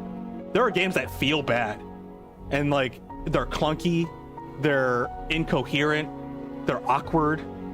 This one just feels frustrating, which is weird because I don't think I've ever experienced that in a game. Like I cannot recall a game that makes me feel frustrated. I feel like I'm trying to be free in this game, and the game just keeps grabbing me by the leash. Like I have a collar on, and like I'm trying to be a dog that's like running around, or like I'm trying to be free as an animal, and I just keep getting yanked by this freaking leash. And it's like, nope, nope, nope. Like we're at the dog park, we're at the park, we're out in an open field, but I'm gonna keep yanking your leash.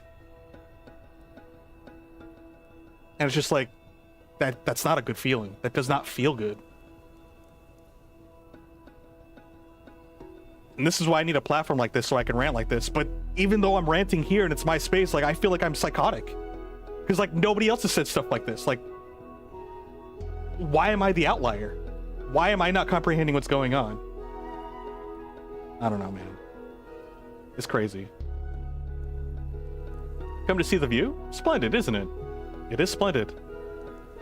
The wellspring in all her magnificence. A whole generation of Moki have come and gone since the old mill's wheels last turned. Oh, some industrialization, I see. And they... Oh! Oh, hello.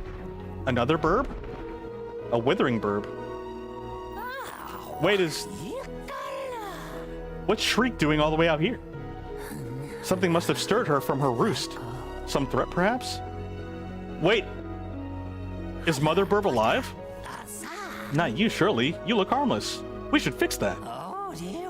Luckily for you, I just happen to be a weapon master. This game is really adding a lot of new elements, and that concerns me. Interested in honing your skills? I can offer a deal on your first purchase only. So choose wisely. Interesting. Spawn a spirit orb that attacks for you. Pound foes with a strong sweeping blow. Destroy unstable ground. Throw a star that returns to you. So boomerang. Throw a powerful spear of light. Uses the large amount of energy. Destroys unstable ground. Set near it by enemies on fire. Is that a magic ability? Dude, what do I want? Dude, I don't even know what attack to do, because like something can sound good in theory, but I'm too scared that it's not going to do what I think it does, and I'm still going to be not getting any use out of it. I'm thinking Spirit Smash, maybe? Or... This feels like bait. I'm gonna be honest, Sentry feels like bait. I feel like Spirit Star is not gonna work because the place is just too twisted and turned that you're not gonna get a whole lot of value. Especially if it's a linear throw. Like, I don't know, that feels sus. Blaze, maybe, but I'm scared that it's not gonna do enough damage to really matter. Like, it's gonna be like a weak freaking poison. Now, you had the same thing with the Spiritfarer. Universally loved game, and you saw the good things about it, but couldn't stand it and felt like a contrarian jerk for not liking it. Yeah, no, I've heard some of the comments that you made, but the thing is, like, the comments that you made felt valid. And I was concerned too, because I was like, oh shoot, like, yeah, like, this game was considered great, but this is the gameplay, and it's like, okay, well, interesting. And like, I'm discouraged, not in a bad way, but like I'm discouraged to play that game now because of your experience, because I know, like, I understood how you were feeling and what you were going through when you were playing. Sam, you were like, is there something wrong with me? Oh, wait, so when you played the game, you felt that way too? Lead developer Thomas Mahler said of this change of scope and scale, the idea is that Will of the Wisps should be the blind forest what Super Mario Bros. 3 was to the original Super Mario Bros. Yeah, I'm sorry, dude, Thomas. This ain't no Mario Bros. 3, Chief. This is not Mario Bros. 3. This is... Actually, you know what? I hate to say this, but it kind of like the dude that says lol trying to be like Hollow Knight, I unironically am leaning more into that, and I hate to say that. Like, I feel like you're trying to expand just into a general platformer. Not necessarily Hollow Knight, because it's like not specifically Hollow Knight, but like you're adding a currency system, a weapon system, a questing system, side quests. Like, there is so much more UI and just like, I don't know, like the first Ori felt simple. It felt immersive. I felt like I was in the forest. Here I feel like I'm playing like a questing game. Like, this feels like a quest game. And I feel like it's breaking the immersion of the environment, ironically enough. That's what I would say is I would say the first Ori, I would compare it to Heart of Darkness. And I feel like I can honestly say that because Heart of Darkness is brutal, but the game was minimalistic and everything because you were immersed in the world. It was about the world itself, and you were just so engrossed into it. Like, it was so phenomenal. Like, I want to play that game again. Like, maybe I won't feel the same way. Maybe I'll just have like poor memory nostalgia. But like, I want to go back and see like the design aspect in comparison. Like, I want to get a fresh take on that. You tried the demo for Spiritfarer and you were like, am I missing something? Did I download the wrong game? Need to put down the console and spin around in a circle? What are you missing? What exactly were you feeling? Were just the same as Corgi, where it's just like it just didn't click for you?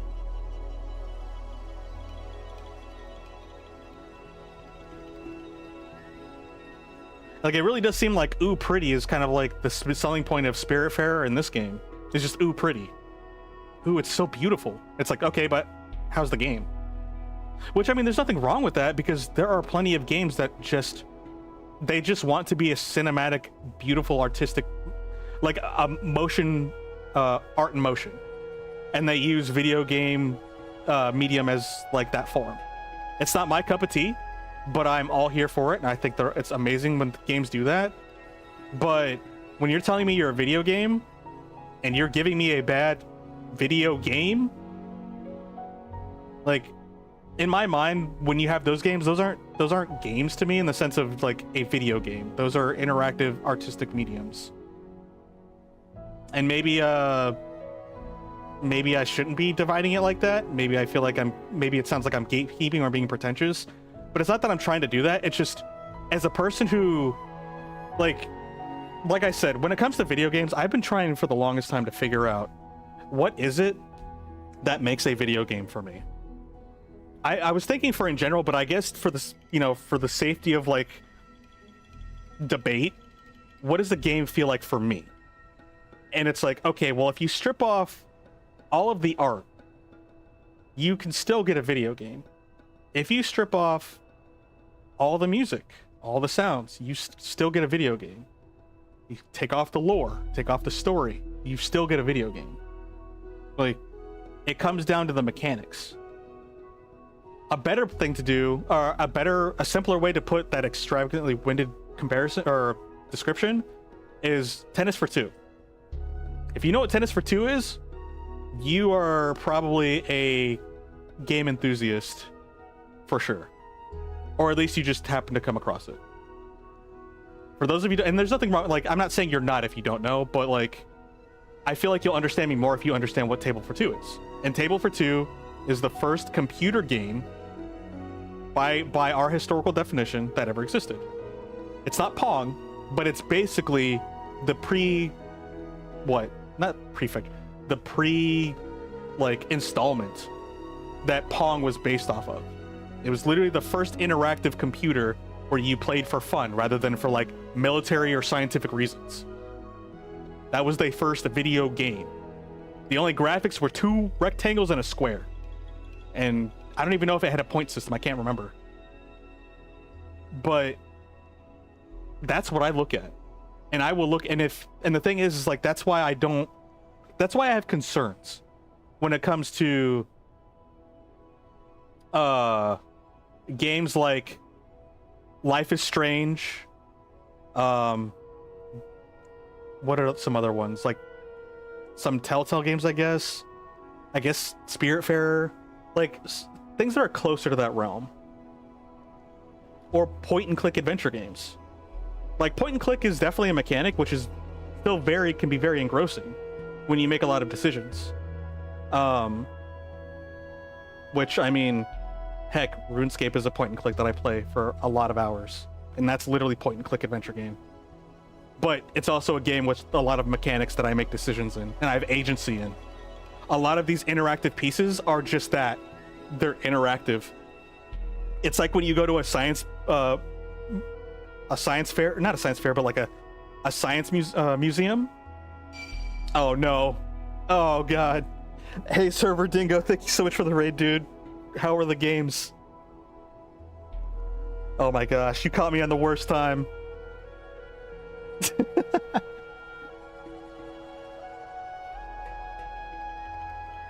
A bland emptiness, like it felt like you were trying to showcase for what the console can handle, but nothing more. No substance, no style. It felt like you were playing a beta character design book. Just nothing, you're not sure how to describe it. It just felt empty to you? Okay. Playing Spiritfarer, you felt like you were playing the color beige. Dropping the kids off at the pool, make sure they do their homework. Wait, that's kind of a what? Wait, that sounds like a terrible place to make sure kids do their homework. Yeah, is that the pool? Oh shoot, no! I missed the ad. Gosh dang it. For lack of better word, well actually, they're most likely all in the ads, which sucks. Which is really awkward. Ugh. I don't know, man.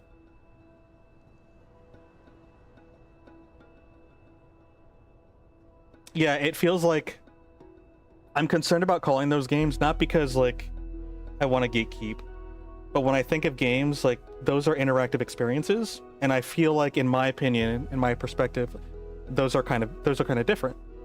Because like you can go to, I mean, by definition, it is a game. I don't even want to say that, and I feel like that's incorrect. And I feel like that's gonna greatly cause a misunderstanding. Is like, they are games. And you know what? I think this is a better way to put it. They are video games, hands down. You can't discount that. However, every video game has a purpose, and it leans in more or less into certain elements that create a video game. Those games are more narrative driven, so they are narrative games, which makes sense on why I'm not interested in them, because I'm not much of a reader. I'm not much of a like literature-esque kind of person. I'm a math person. And so for me, I like mechanics. I like ingenuity. So if I just ignored everything that made a narrative-driven game the narrative experience, you know, you don't really get much in terms of like mechanical interaction, and that bores me. But the water and paper, true, and even if it's not paper, water in your tablets. Like if you're doing homework on your tablet or computer, that's even worse, man. Actually, no, it is worse because it's more expensive, but it's still bad either way.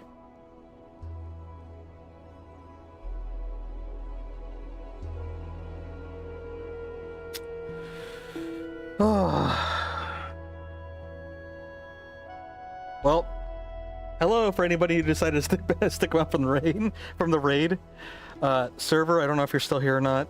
If you are, please go take care of yourself. Have a good night. Thank you for the raid. If not, I hope the game was well. You're playing with some balls in Mina? I do still want to play that game. I should pick that up soon rather than later. It seems like a fun little retro Zelda-like game. Water on the Palm Pilot. Oh no.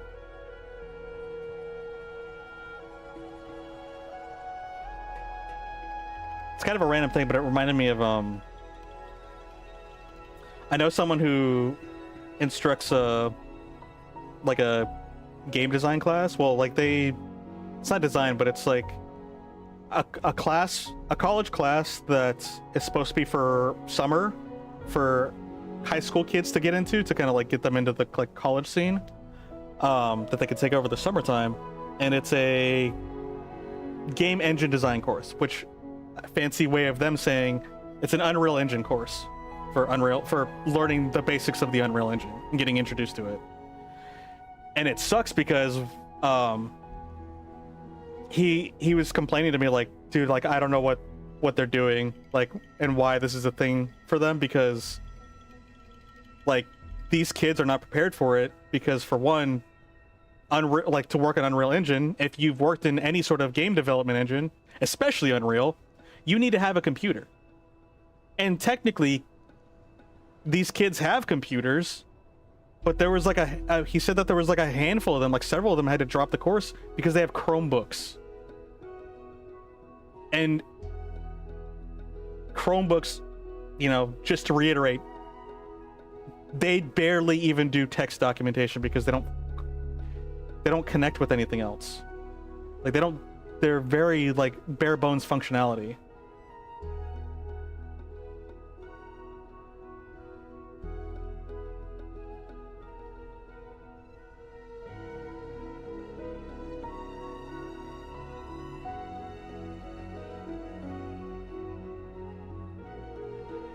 You felt like you jumped into the deep end of management sim pool? Maybe I'd be okay with it. I do like management, but maybe to an extent. Because the thing is that it almost seemed like it was kind of drawn out from Corey's experience. You barely even have a desktop on Chromebooks? Yeah, like, I haven't messed with one in a long time, but my understanding was like, you get half a computer from a Chromebook. Like, you probably get more computer from like your phone than you do from a Chromebook. Which is kind of like weird to think about.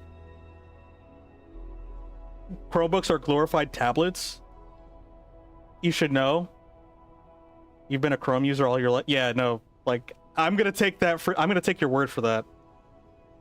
It baits you with compelling stories, like, and then condemns you to a life of growing potatoes. Dude, what a bait and switch, dude. Is it like, I don't know, like, have you played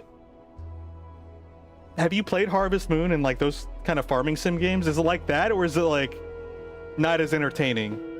Because at least with like Harvest Moon and the OG ones, you had like a town that had life and personality, that you could still mess with, but it was the focus. You knew the focus was on your farm. Not as entertaining. Oof, that's a big oof. So what you're telling me is the vibes are nice. That's like your review on Spiritfarers. It's got good vibes. That's about it. But then when you start playing it, it's like, yeah, great vibes. And that's kind of like my review for this game. It's beautiful. It's an art piece. That's about the extent of my review. This game is beautiful. And if you're correct, the main selling point was the story, not the farming. That's crazy. To be fair, you know, maybe that was my mistake. I came in here thinking I was going to get a beautiful platformer. A fun, cozy, just like whimsical experience through a beautiful forest. I guess I just made the wrong assumption. But see, again, nobody else complained about the brutality of the platforming and the combat, so I was like, oh, like that's not an issue, right? Because if people who just are like, if something is overwhelmingly positive, my assumption, which, you know, that's my fault for assuming, and perception is that if something is overwhelmingly positive, that usually heavily correlates with being very accessible, very casual friendly, like Mario games. So when I came in here expecting to play Mario and I get Dark Souls, Super Meat Boy Dark Souls, yeah, I'm a little conflicted. Considering the tags for Ori says puzzle platformers, it's not a puzzle. I will argue that. That is my opinion, and I will say that it is my opinion. This is not a puzzle. This is a Souls platformer. Name one puzzle in the last 2 hours that you've done. I moved a rock to stop a beam from killing me so I can move forward. That is technically a puzzle. I took 2 keys and put them in a hole that they fit in. By definition, I guess that's a puzzle. You know what is puzzling about this game? How the freak to survive every encounter. That is a puzzle. You're basically the Da Vinci Code guy after that rock move. I can find, you know, the lost planet of Atlantis with how much puzzling I've been solving here. Your point has fallen short. By that logic, I guess it has. But honestly, not really. If you want a puzzle game, go play freaking, what's it called? I literally was talking about it earlier today. The Kalos Principle. There's also another game where you're walking around like some beautiful island and you're just finding random puzzles to do. Like, you have to figure out where the puzzles are at and how to connect them. I forgot the name of the game. But like, that's the point of the game. Not that game, but that is one of the OG ones. But it's like, it was one of the newer indie projects from like a few years ago. Witness? I think it's Witness. I think you might be right, actually. Let me check. I gotta check that now. I think it's Witness. Let me see. Let me see if this is it. Yes, The Witness. That is exactly what I was thinking about. It basically looks like Myst, the indie game.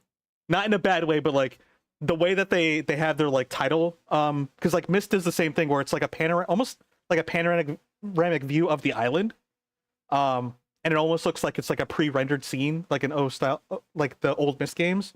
So that's kind of the similarities that I find behind it.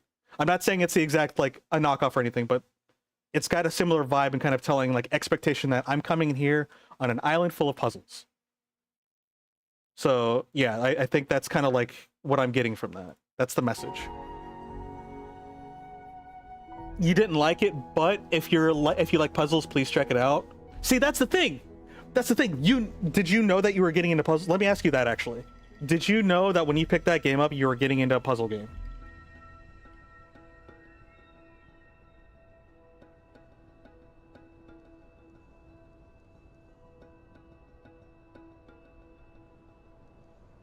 Because like, when I see this game personally, it looks like I'm getting into a puzzle game.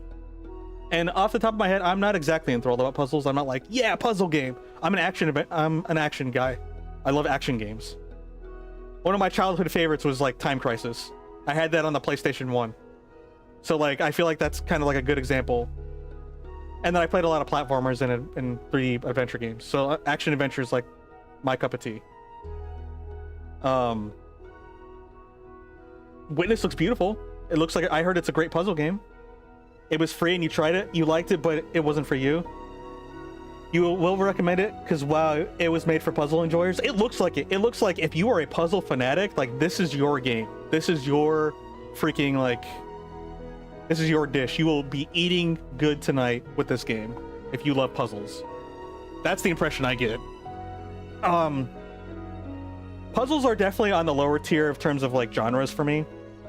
I'm not against them, but I'm definitely not enthralled by them.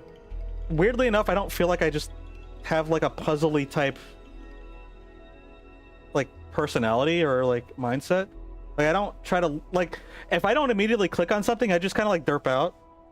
And like I can brute force stuff, and sometimes I can subconsciously kind of solve stuff, but like that's kind of my strategy, is just like everyone else's probably, is just kind of like brute forcing. And sometimes they require you to, I feel like it's kind of like IQ tests, where IQ tests like grade you on how well you know things sometimes. Like when I say saucer, what do you think of? And people are like, oh, it's a UFO, or it's like, oh, a frisbee. And it's like, oh, well, now you're dumb, because no, it's supposed to be the plate for a teacup. It's like, well, excuse me for not knowing, I guess, culture? I don't know. Like, I feel like if you have, just because you have a different perspective on something doesn't make you wrong. But the thing is that sometimes you just have to know what to be expected of. But I will say, like, you also have to be super, super like sharp in terms of awareness, and be able to look and remember where everything is at, and then understand the subtle changes when they do happen. And that's where a really good puzzle, in my very novice opinion, comes into play. And even then, I'm still not very good at that, because like sometimes I can be perceptive, but sometimes I can be completely clueless. Like I'm very wishy-washy when it comes to puzzles. I'll either get it pretty all right, or I'll be absolutely clueless. Oh, so Redditors? That's crazy.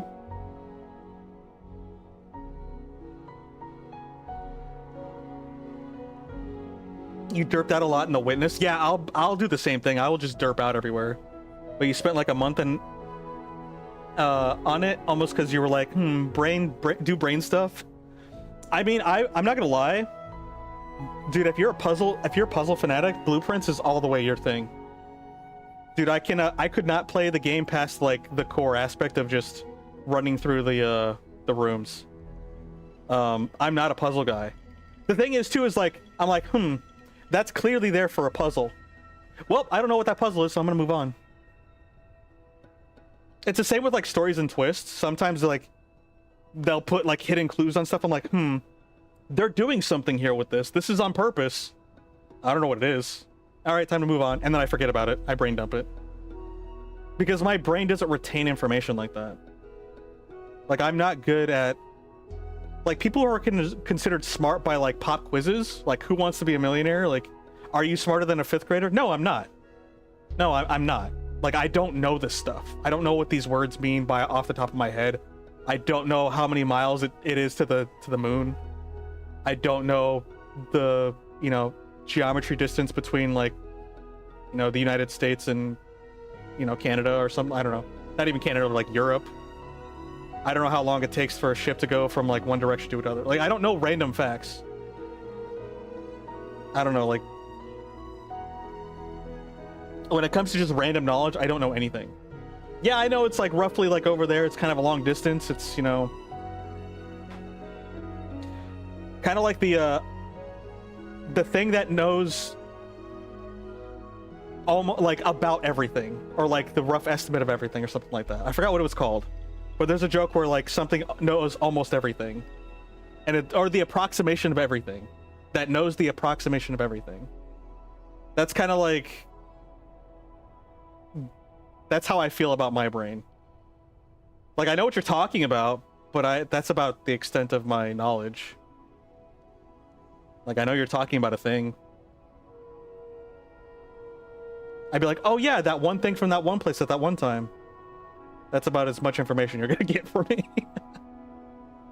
So no, puzzles are not my strong suit. Although I'll take a puzzle over a sports simulator. Sports management simulator.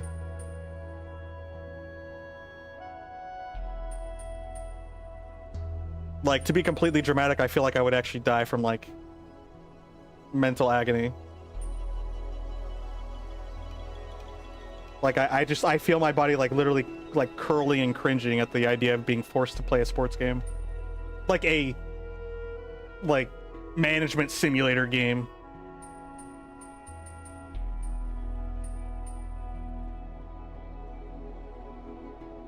think the only reason you stayed playing The Witness for so long was because of how pretty everything was.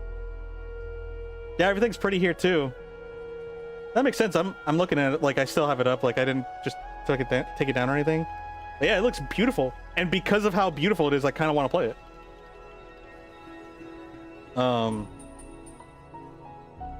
This game is beautiful, but I can't enjoy the beauty when I'm being freaking pummeled to the ground. When I'm like, my face is being grabbed by the back of my head's being grabbed and my face is being smudged into the mud. I'm sorry, not the mud, the spikes. And I'm just eating pointy thorns.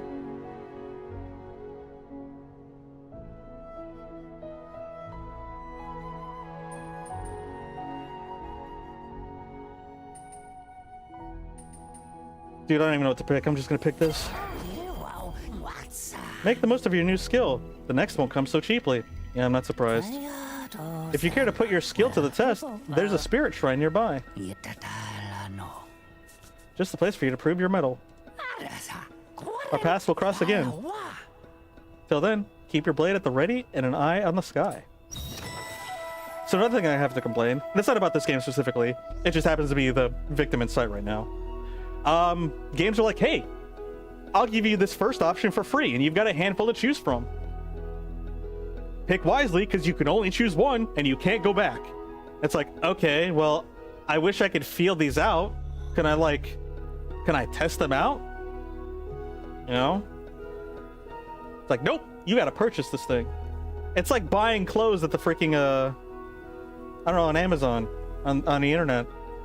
Or I guess an appliance. But like, you have to buy it, and there's no returning it if it's not what you expected. Because sometimes you be reading these things, they're like, oh, so it does that, and then you use it like, oh, yeah, it technically does that, but it's not the way that I anticipated.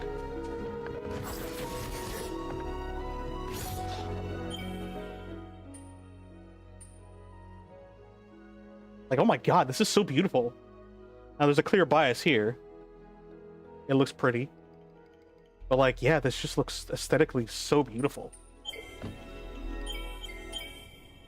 Okay, so how do I use my stuff that I was given? Take 10% less damage? I'm sorry. That 10% ain't gonna do jack. I don't need sticky. Maybe it will do something. I'll have some hopium for that. A quest item. How do I use my new ability that I was given? Wasn't I given like a hammer or something? Where is it? Wait, where's like...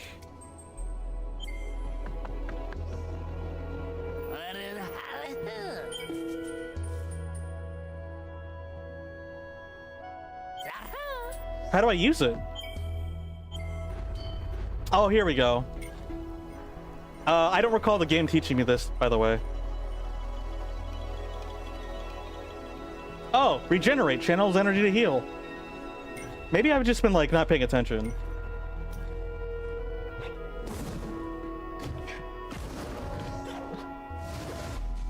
I don't know how I feel about that because it's so slow. But if it can one-shot things, which it probably won't, I will probably tolerate it a lot more.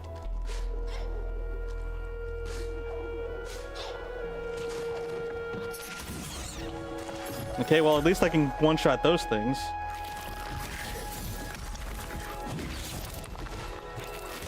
Well, I can't one-shot it, but I can do a lot of damage and stagger it. And honestly, staggering is incredibly valuable.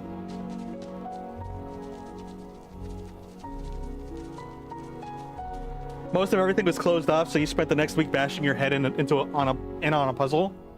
I kind of want to play it. Like, I kind of want to just take a day to play it just to see how well I would receive it. Like, how well I would do.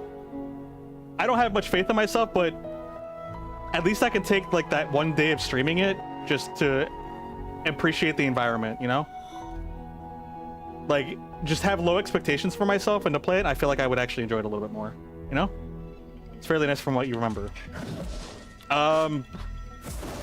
Yeah, I'm already getting that. Because the thing is that I can't free flow anyway. See, like, I do this, it's slightly faster, but if I'm gonna do that, I might as well do a big bonk. I don't know, man.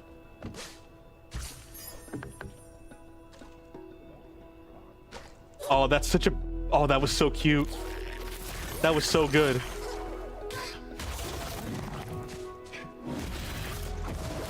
All right, I'll take it.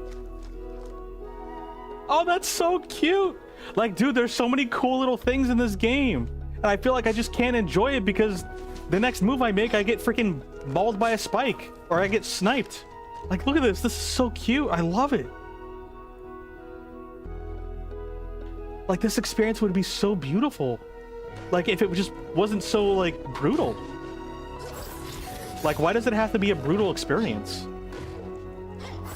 Like, it kind of makes sense for the theme and all that, but, like, I don't know. Like, I feel so conflicted, man.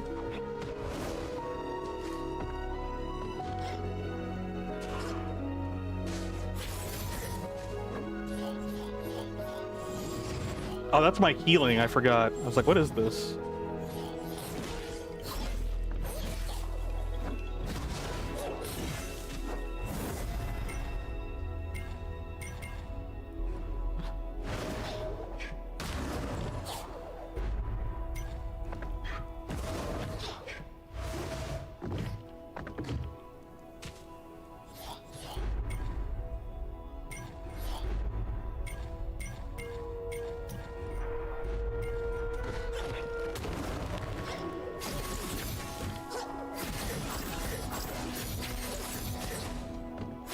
It's funny because the one button I want to make my my jump button is the one button I can't edit.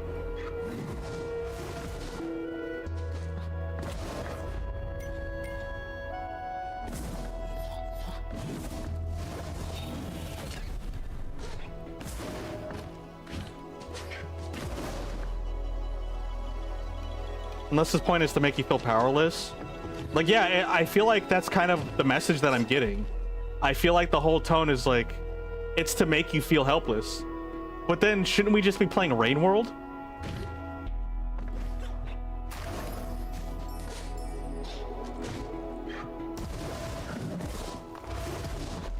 Well, so much for being able to break that down like the description said.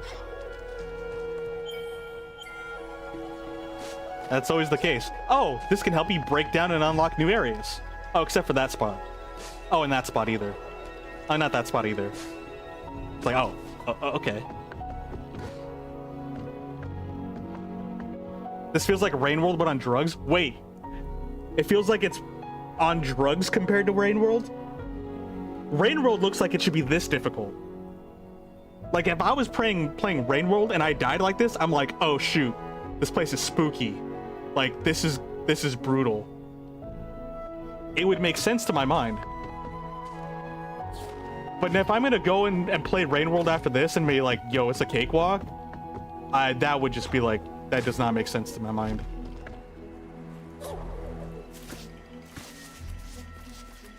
It's so beautiful. So freaking unnecessarily deadly.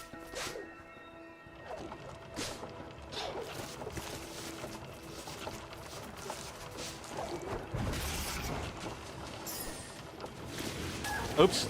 I was trying to, like, rotate around, but I guess I didn't do it enough.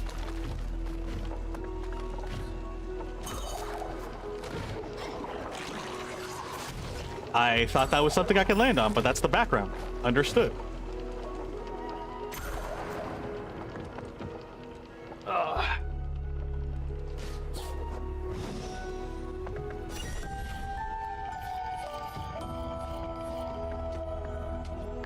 Oops. I accidentally took off my... Not like I'm using it anyway. Oh.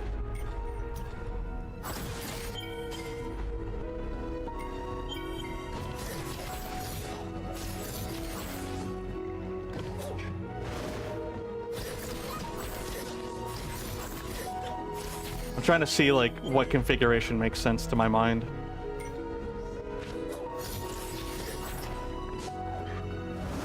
Yeah, I guess that's okay to me.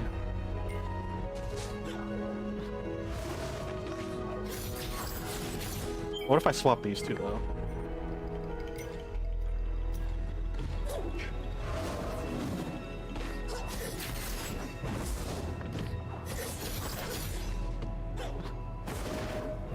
Nah.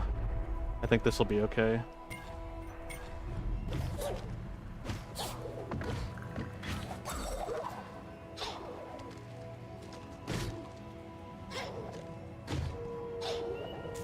Oh, I messed up. See, I'm surprised by failing that jump. I didn't die from like a spike or a pitfall. Like that's how this game treats you. And heck, I'm surprised there's not spikes on these roofs for me to hit for jumping too high. Oh, hey, no, never mind. Look, there's some spikes right there. Never mind. My bad. I spoke too soon.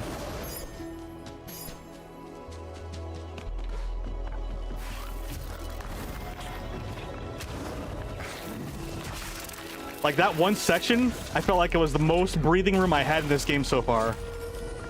Because the only other time you get that much breathing room is literally when you're about to talk to like an NPC and go into a cutscene. Which like, that doesn't count.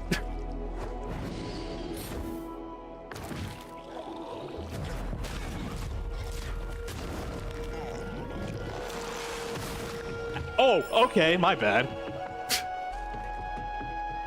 I'm just miffed. Well, we absorbed it even though we were full and I was about to use... Yeah, no, you know what? Never mind. I'm not going to say anything. Okay, we can't do that because we don't have the ability. That's fine. I still love this game for its beauty and its audio, but I'm still very frustrated at it. And it's not to bag on anyone who enjoys this game, because there's plenty of reasons to love it.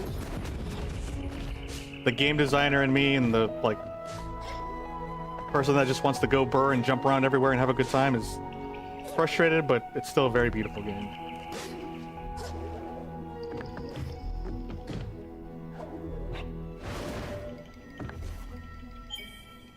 I complain because I do care, but I'm also genuinely confused. Like, I think this is going to be one of those anomalies that will never be solved for me. The world may never know. Or at least my world. My little world.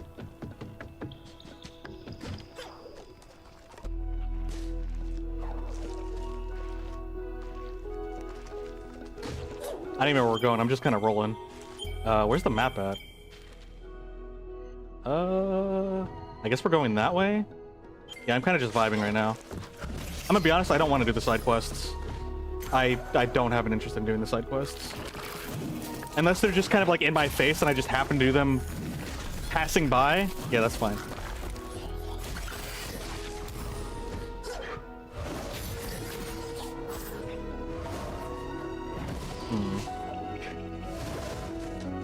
Maybe I would like the configuration to be a little bit different. I'm just keep trying to work with this one for now. I don't know where to go.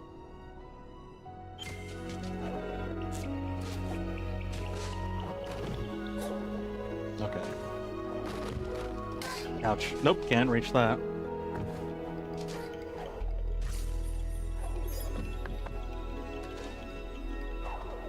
So I came down from here. What is that, a fragment? It's another shiny thing. Yeah, I can't go up there.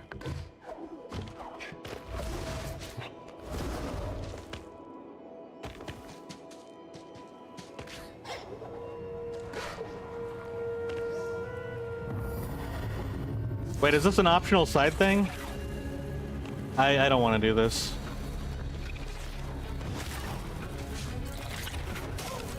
Why? I'm pushing the button, but it's not always coming out, and I don't know why.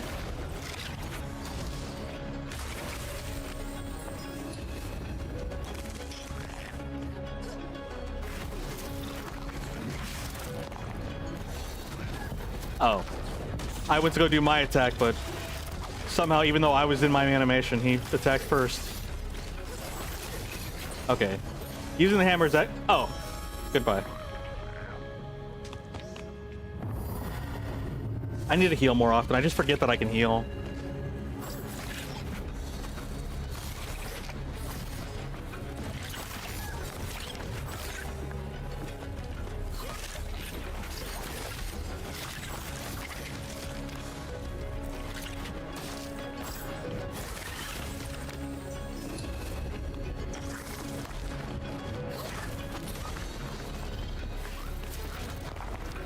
The combat system in Hollow Knight is much better, in my opinion.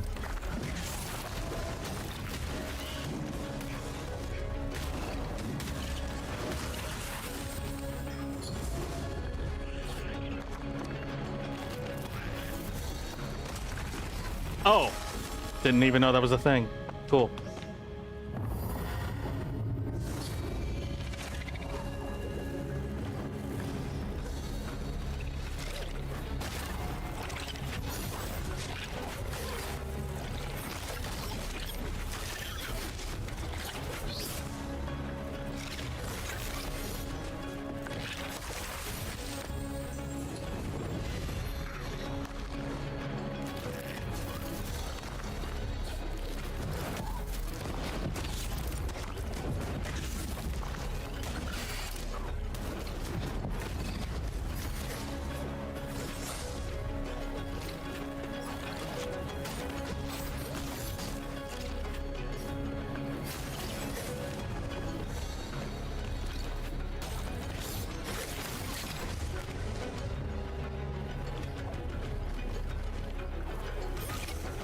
Dude, these fights go on for way too long.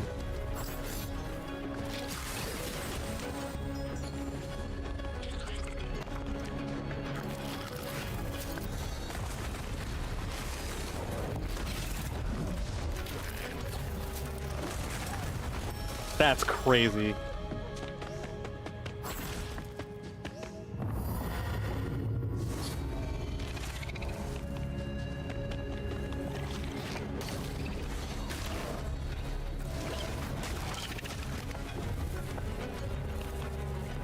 Are you gonna attack, dude? They don't attack unless I jump at them. Like, I have to basically feint my attack.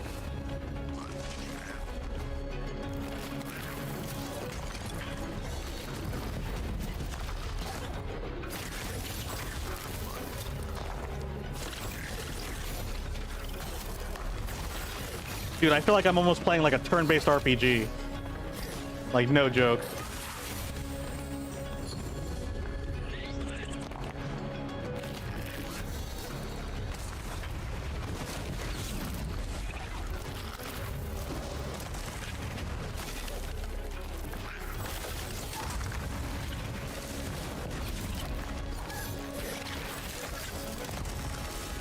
Why did they get to attack so quick? Like, that's not something, that's not a behavior that they've been having. I'm pretty sure, like, if you keep attacking them too quickly, like, they just automatically counter. I've kind of noticed that. Like, this game is, like, forcing you to take it slow. It is fun, though, to an extent, at least for me. Like, this game just confuses me.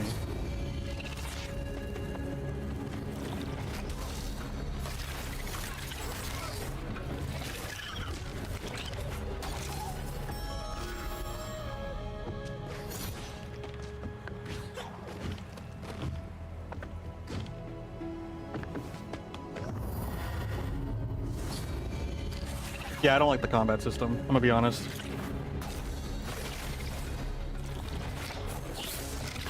I like the idea, I don't like how it feels.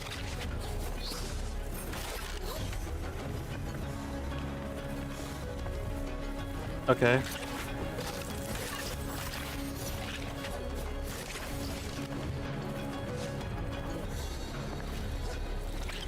Any day now.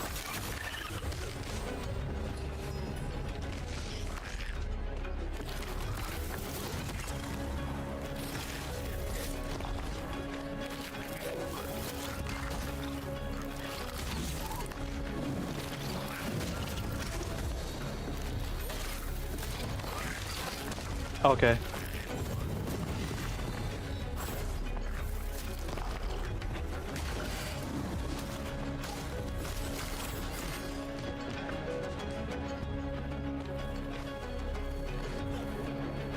Come on. Come on. Any day now. Come on. See, like, it's waiting for me to attack. Okay.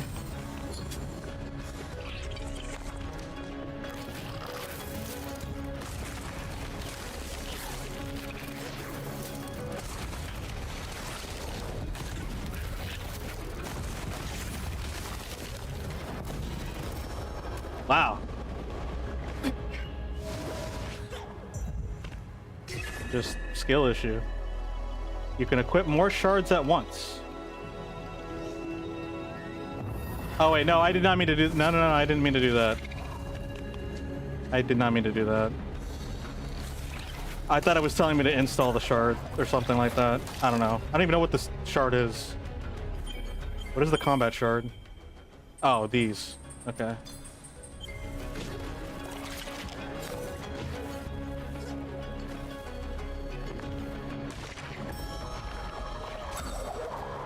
Where do we go from here?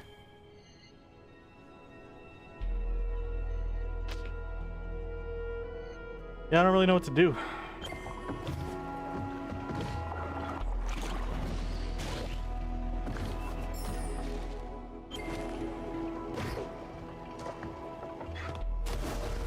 Okay.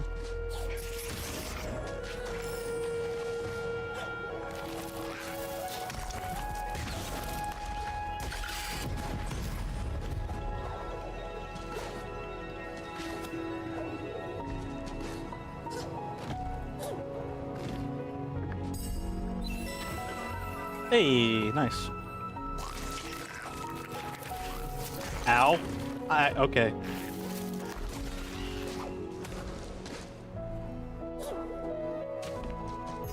For someone who's so nimble, I feel like he's surprisingly slow.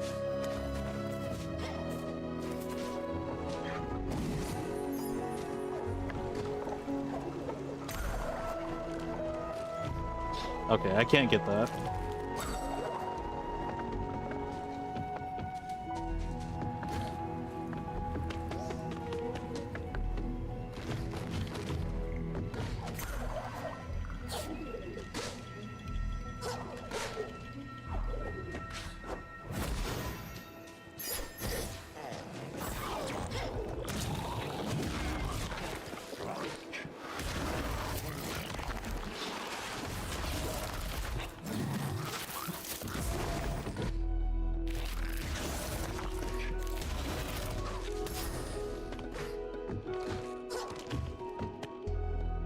No, it only takes 3 hits in Hollow Knight with a normal weapon.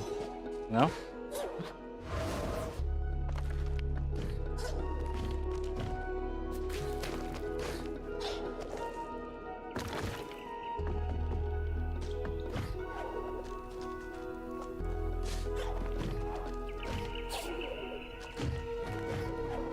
You know what I feel like the justification for the difficulty is, though? You can't actually beat this game in, like, a couple of sittings. They have to be relatively long sittings, but yeah. Like, I think we only have 10 hours on the first one. So, I mean, I guess by, like, modern standards, that's short.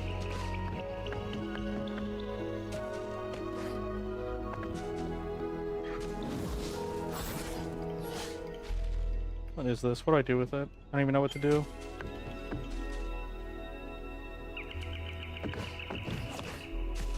I will say I'm more lost in this one than I was in the previous one.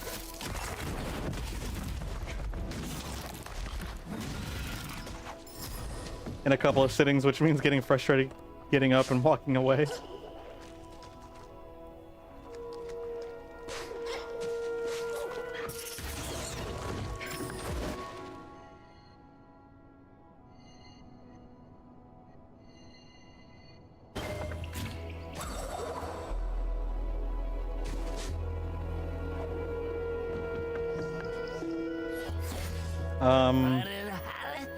I guess. Not everything getting exponentially more expensive the more you purchase. Okay. Well, understood.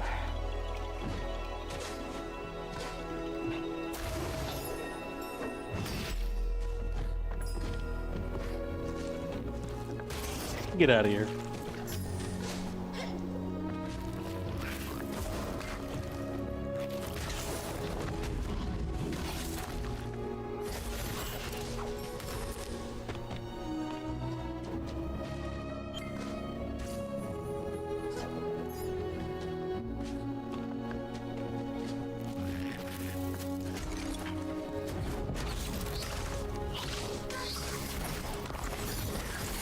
Dude, you can't even pogo on enemies. You can't tell me it's trying to be like Hollow Knight and you can't even pogo on enemies. They only allow you to bounce once off of them. Yeah, like anything cool and satisfying, any sort of like combo or flow that you want to like do in the game and execute, they deny you of it. There's no pogo comboing. There's no like parkouring fluidly through like a large portion of the map. It's a lot of stopping and going, and like if you make the slightest mistake or go too fast, then you're just dead. There's like a very controlled pace that the game is like making you do. I think that's a good way to describe it. Like, it's a controlled pace. Like, they are heavily forcing you to play on their tempo and punishing you for any sort of like outstep. You can't play on your own terms.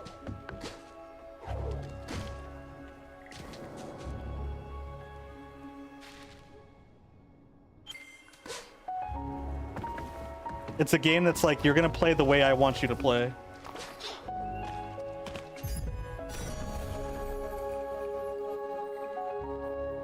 What's with Sori's psych weapons? Is that some explained, or did you miss it? Oh, like the little like beam and the hammer? The light of the tree that's dying in this area,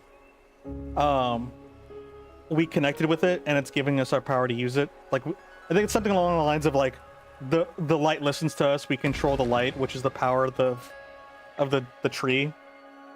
And it's giving us these abilities to use. The little like lemur ferret looking critters were like, oh, the light listens to you. So it's something along those lines. Well, I ain't going over there. Yeah, it's pretty neat. I think it's really cool. Nice little, like, awesome little lore. Oh, well, I guess I didn't grab onto that vine, even though I was, like, overlapped with it. Can't you tell I'm having fun?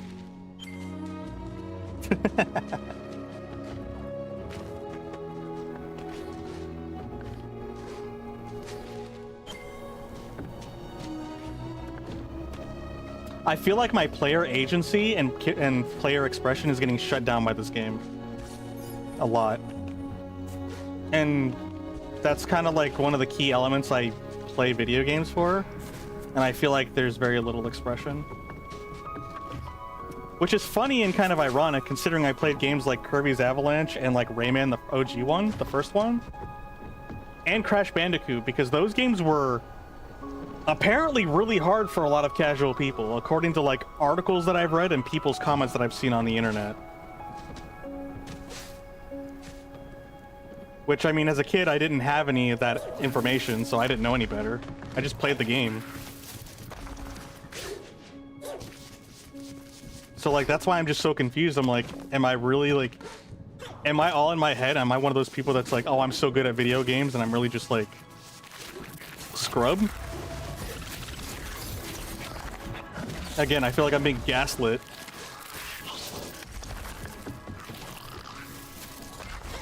Or I'm gaslighting myself. I don't know. Something along those lines. Oh, and I still don't know where to go. I'm actually lost this time. I feel like I got lost a lot quicker than I did in the last game. This game, I felt like I got completely lost really fast.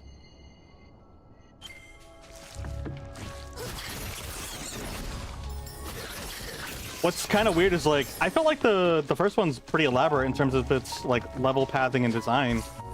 But this one, I feel like I'm overwhelmed, like in comparison. I feel like this one's a lot more like in depth in the trenches. Nanush. Nanush. It's this guy. Greetings, traveler. I am Lupo, map maker extraordinaire. Honey. Quite the storm that passed through. Made my maps a little soggy, so I'll give you half off. Agreed? After all, rumor has it you're looking for a friend.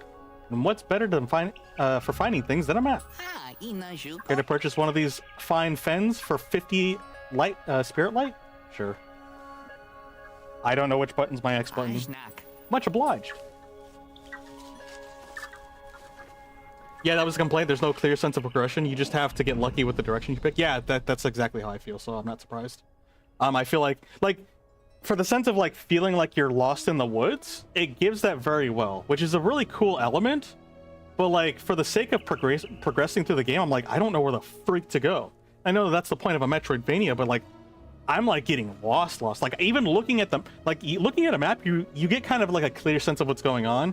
I'm looking at this map and I feel lost looking at this map. The map is meant to be 3 times bigger. That's crazy.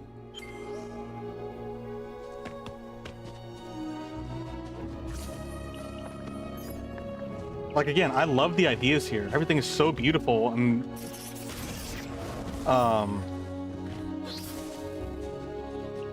like all the pieces are really pretty.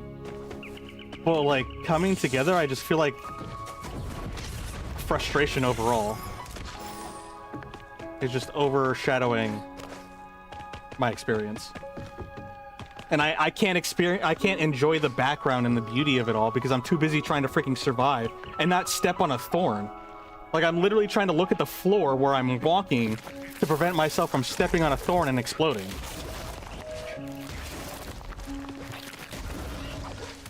You know what's funny? The times when I do enjoy this game is when I'm walking on like plain floor, plain ground. The combat doesn't look satisfying. No, it's frustrating. I feel like you're just in my way and I can't ignore them or else I'll explode. Like it's not fun. It's a slog. Like again, like in the first one, I'm waiting for them to die. And if I try to go too fast, the game's like, no, we're just going to counter you and you're going to die. It's like, you have to play at a slower pace. You can't play too fast.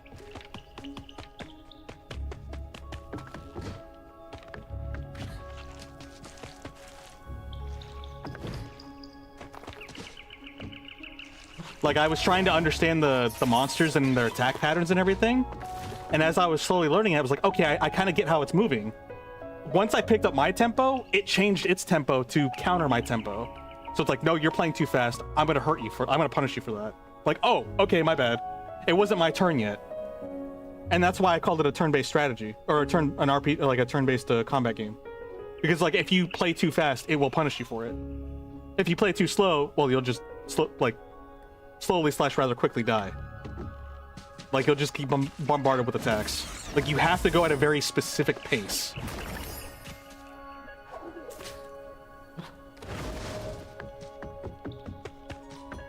See, this is a great part. Like this is beautiful. Oh my gosh, I can actually enjoy the environment, climb through it, and enjoy it. This section, this is my favorite section right here. And and honestly, that spike right there ruined it. Not even gonna lie. But it was more tolerable because like I have that rest of that spot. Gas platforming. Like looking at these spikes now is just triggering me. I'm not even gonna lie.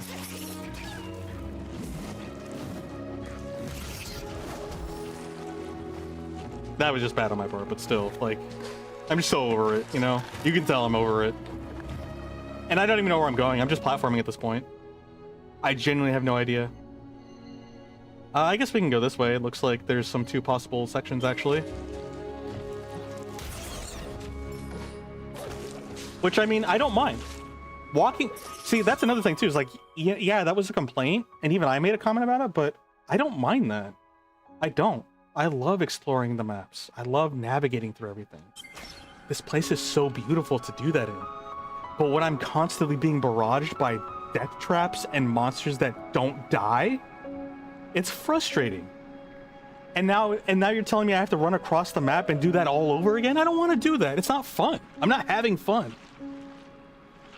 Like, I'm enjoying running through the map. And and the thing is, like, you don't have to do anything extravagant. Maybe make the monster's HP a little bit lower or something like that. Maybe make it where they don't counter me because I know how to combo them. You know, I don't know. It's just like, I just feel like it's preventing me from enjoying the game. The game is, I feel like the game is actively stopping me from just enjoying it the way that I want to enjoy it.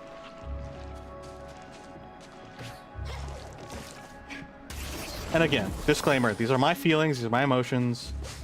This game is overwhelmingly praised, so like, you know, like clearly I'm missing something, so.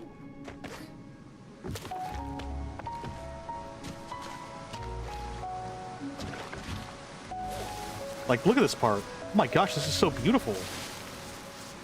Like, I can feel Ori going to the water, and it feels good. I don't know, it's just, the color is so vibrant. I love the bioluminescence, the water. Like, oh my gosh, this is so immaculate. I can stop and smell the roses because the roses aren't trying to kill me for a second. Like, running on this feels like I'm running through like a freaking, what are they called? A not a melody. Freaking, what am I looking for? The word. I can't find my words. A meadow.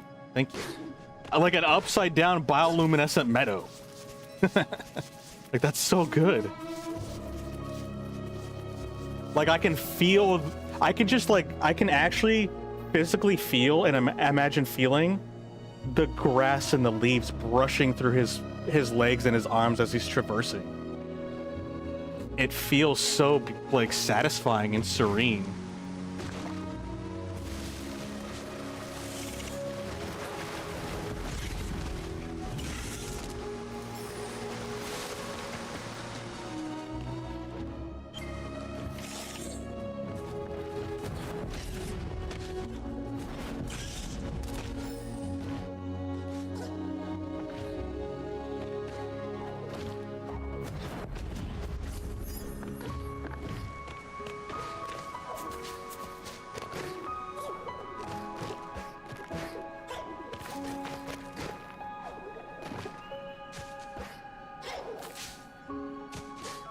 I kind of want to go back to my VOD and like snippet all the parts where I was ranting, because there was some person that was like wondering like why I thought so critically of Ori, and like I'm really bad at like recollecting things.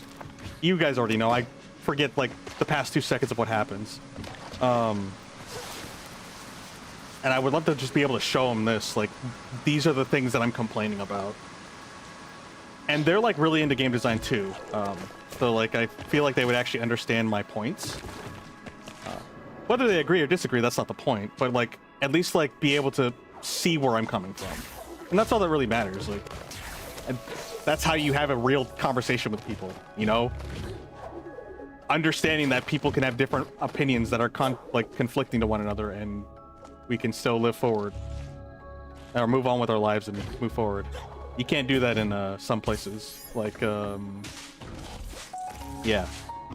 Cough. X. Cough. Nope, I didn't mean to do that attack. I was trying to dodge.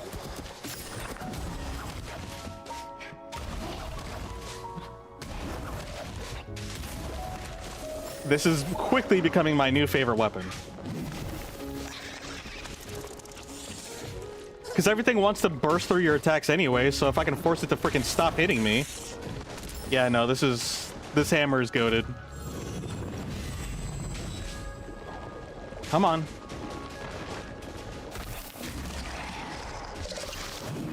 The waiting to hit the tanky monsters is annoying. Come on, man. Like, let me play the game. Like, the game...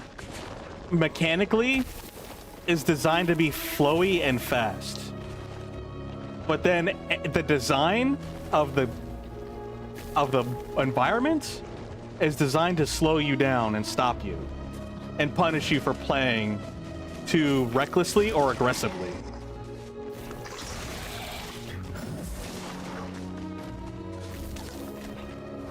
And it's such a stark difference from the first one when it comes to attacking. Because you had your little orb that attacked for you, right? So you kept moving, you kept your mobility constantly. And now we have these attacks that like stop us. And it completely changes the flow of the game. Yeah, that was miserable. All this baiting and punishing, like, bro, like, what are we doing here? Like, what is this? Oh, you know, I tried to dodge him, but... Alright, whatever. Sure.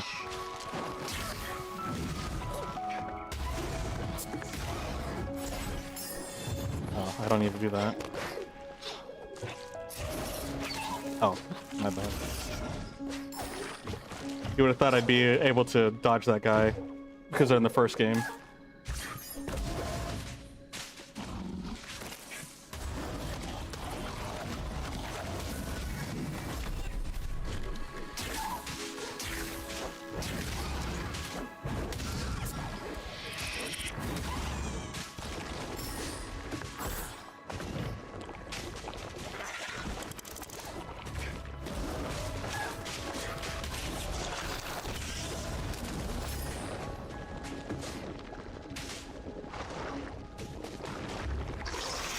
Okay, I tried to move, but...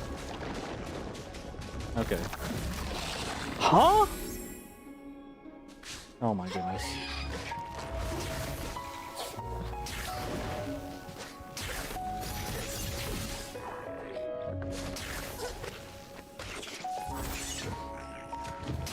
See, why is it that when I don't attack it, it's taking forever to hit me, but then I try to go near it and it shoots like 3 consecutive shots?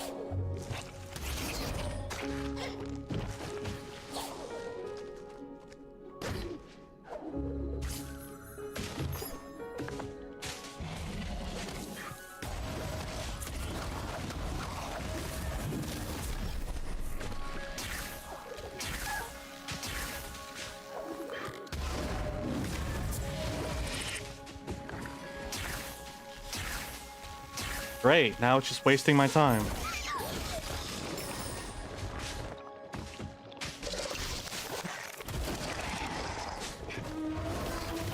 Its head was sticking out. What?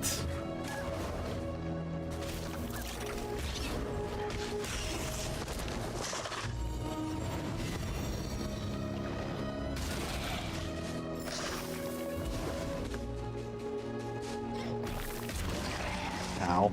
Okay. Oh, okay. Jesus, dude.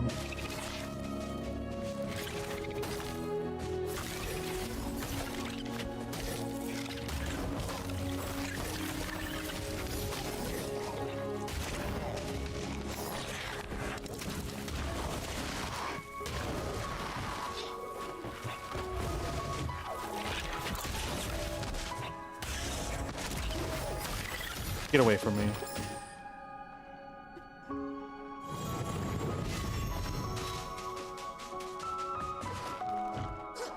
Wait, I don't even get anything out of that? What was the point of that? I thought there were so many enemies here. I thought there was something here. Wow. That's wild. Well, I'm lost again. Oh wait, we can go down. I forgot.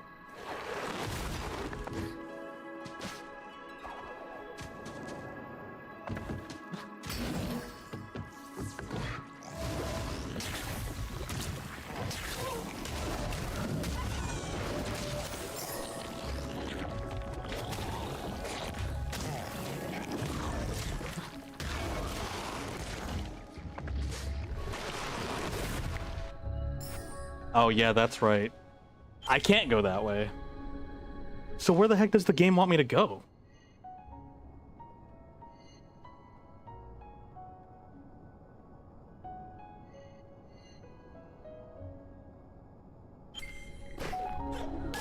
Oh, my bad. Well, I'm dead. Yeah, I'm just dead.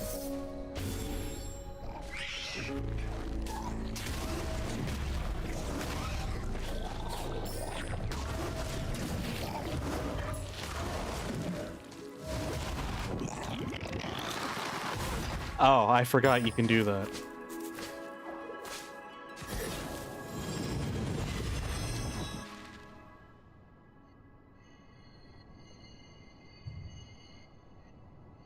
Dude, I have no idea how to get way over there.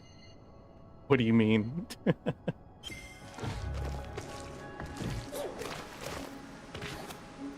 How the irony of looking at my waypoint and feeling more lost looking at it.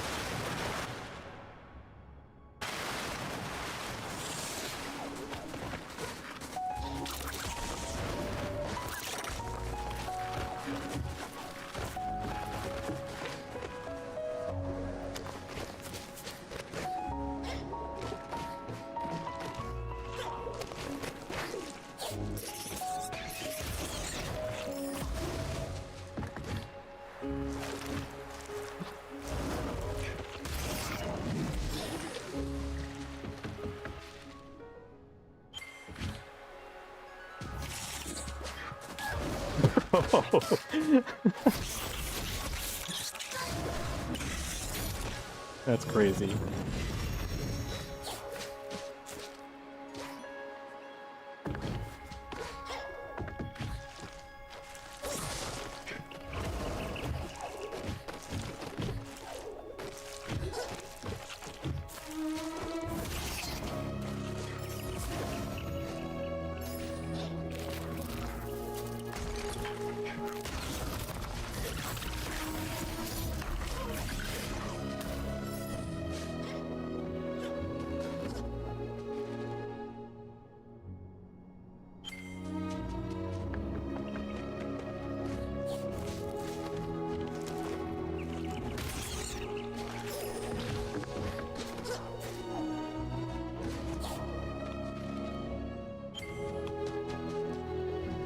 Someone's supposed to be there.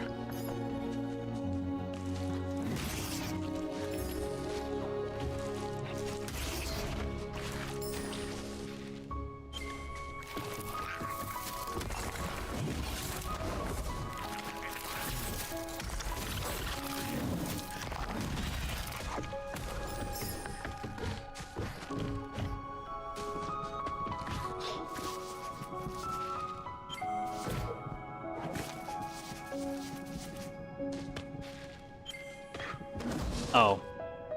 Okay.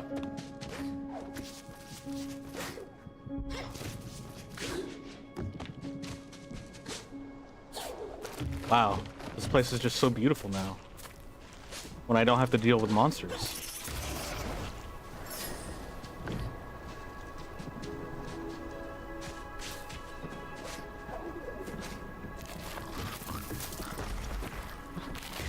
You know what's crazy? When I'm not fighting, I'm actually starting to enjoy the game. Like, just platforming, running around. Like, even though there's a lot of deadly stuff, I could definitely tell they did tone down a little bit. Like, a little bit, though. But, like, platforming without dealing with the monsters is kind of nice. Then again, I think that's the only time I really get any breathing room in this game. So that's like the only sorts of like relief I get.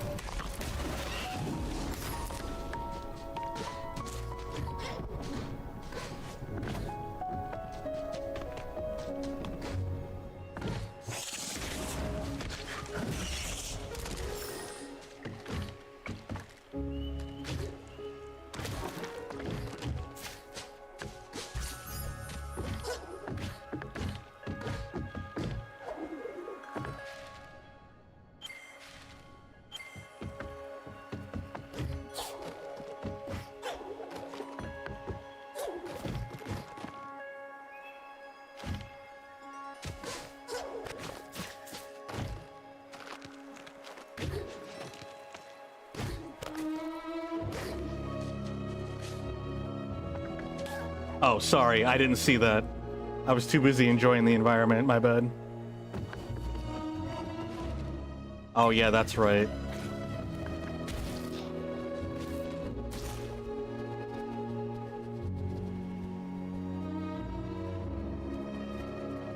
It doesn't seem fluid, like they just picked a spot. I wouldn't say necessarily that they just picked a spot. I think it's more like they put them in very inconvenient spots on purpose. Like, they're in spots to be obnoxiously in your way. To actually, like, prevent you from, platform, in a very fluid manner. Plus, because they're so tanky, you're fighting them while standing on like 3 platforms surrounded by spikes. And it's just like, okay.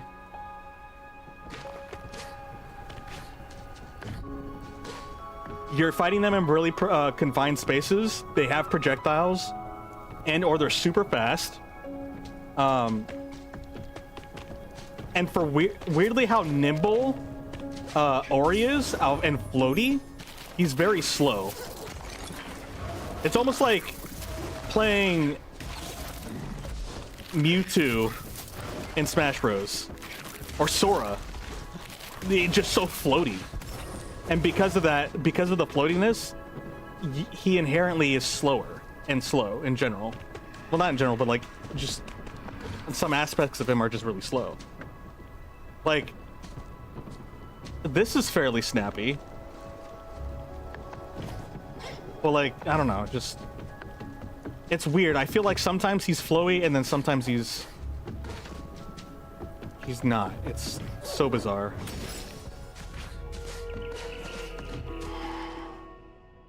Dude, I keep running into the same spaces and I'm just like not finding where we need to go. I'm actually completely lost.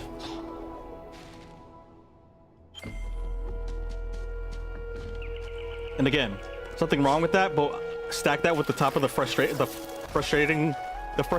of dying and these monsters. Like, it's just, I can't enjoy exploring and getting lost in the world when I'm being constantly barraged.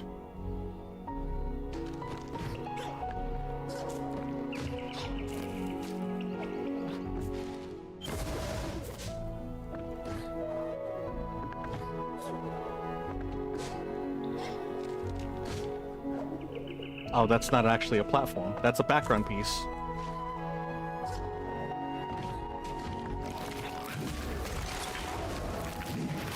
Wait, my backswing doesn't hit him? Okay.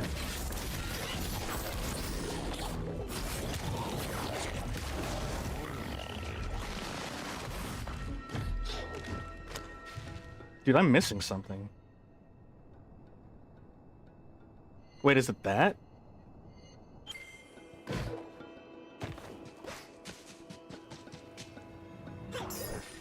Yeah, we did this already. That's why it's got like a little... It looks like a V, or like a boomerang, but I think it's supposed to be a check mark. I didn't mean to jump into that. I didn't realize I would go so high. I'm not used to those things throwing me so high.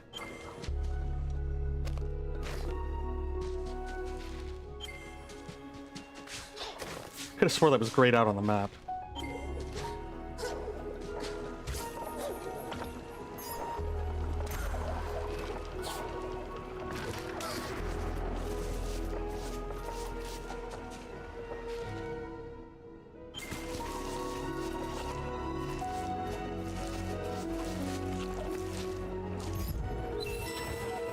Gorlick ore. Repair structures. I don't know what that means, but okay.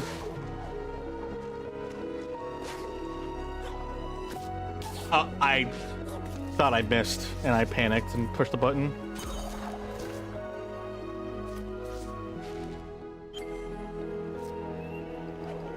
There we go. Don't forget self-care. Taking a break from this game might actually be unironically self-care.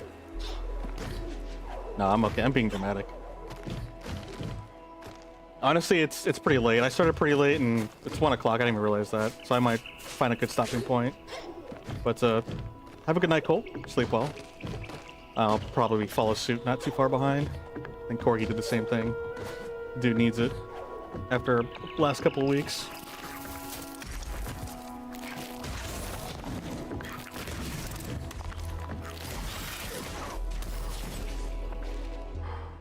Wait, I was going down. How did I end up going up?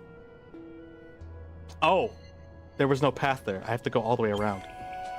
Okay. I'm gonna go see if this is where we need to go. And honestly, if it's a dead end, then obviously I'm gonna stop. And then if it's not, I'll probably stop shortly after I move forward from it. Okay, let's go this way. How much currency do I even have?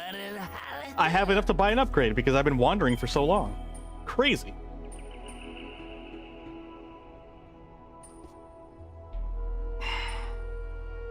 I don't know what to try, dude. Throwing star seems like it'd be good for like enemies above us. Orb that auto attacks, depending on how it how it operates, it might be pretty good.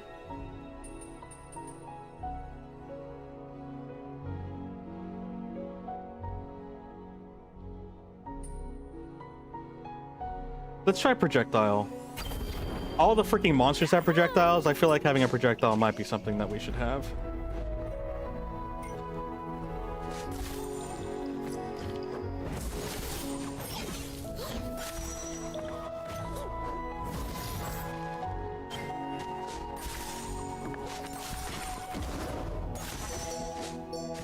Oh shoot, it requires charge. It'd be cooler if they showed you like an act, like a preview, because the description can only do so much. Yep, and a lot of games are doing that in standard too.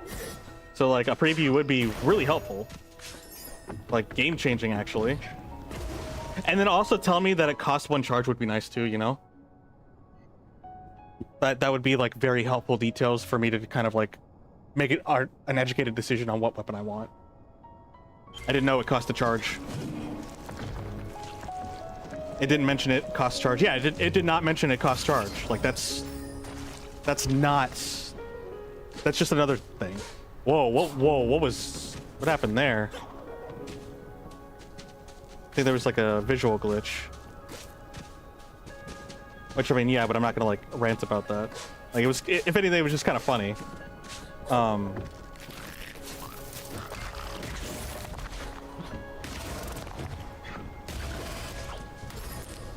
And again, all these little comments individually aren't a big deal. It's when they start stacking is what creates like the overall frustration.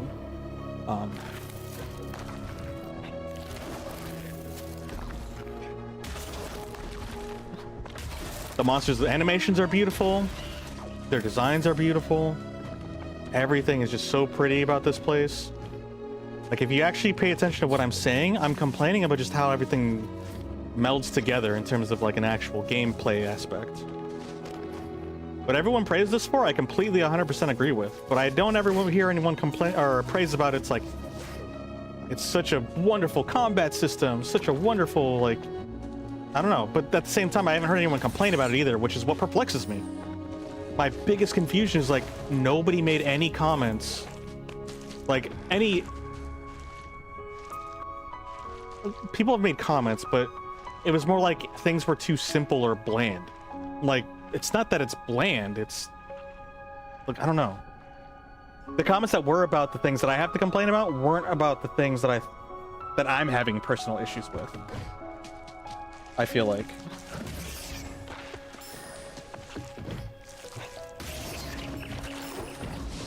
Like, it's not a big deal if it has too much combat.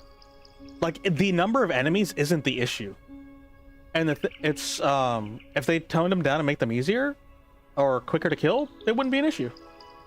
It's giving I've used this analogy, I've explained it before, but I think it's a really good one, and I can't find other ones for it because it's such a hard concept to keep track of.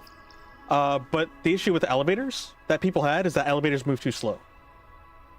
Like, and elevators move as fast as they like safely can. Like, elevators are pretty quick, especially in modern times. You know how they solved the elevators being too slow problem? They put in mirrors. When you put in mirrors, people are too distracted at looking at themselves to realize how much time has passed for their floor to arrive. Because of that, it literally solved the too slow problem through a way you would never expect.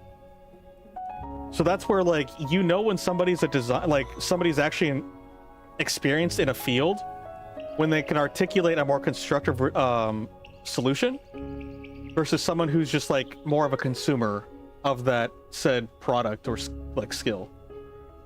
You know, everyone's like, make it faster, that'll solve everything. It's like, well, you can't do that. We have to solve it a different way. So our solution is something that has nothing to do with speed. It has to actually do with your perception of time, which is still related because time is the issue. And so it's like, all right, people are thinking speed's the issue, but time is the issue. So now we just give you something to pay attention to not waste, but to occupy your time.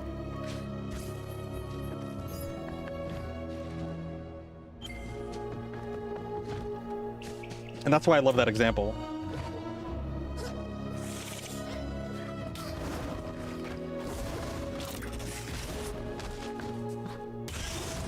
But also when I say, oh, just lower their health, I don't like saying that because that's one of the most basic resolves.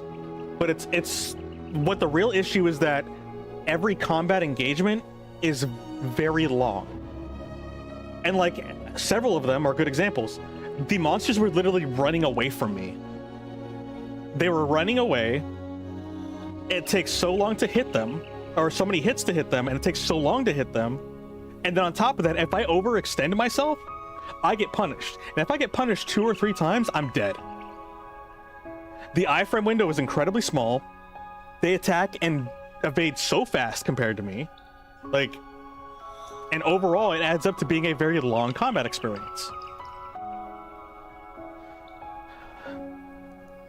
So what you're hearing is you gotta kill time. Is that the theme of Hades 2? Killing like the god or goddess of time.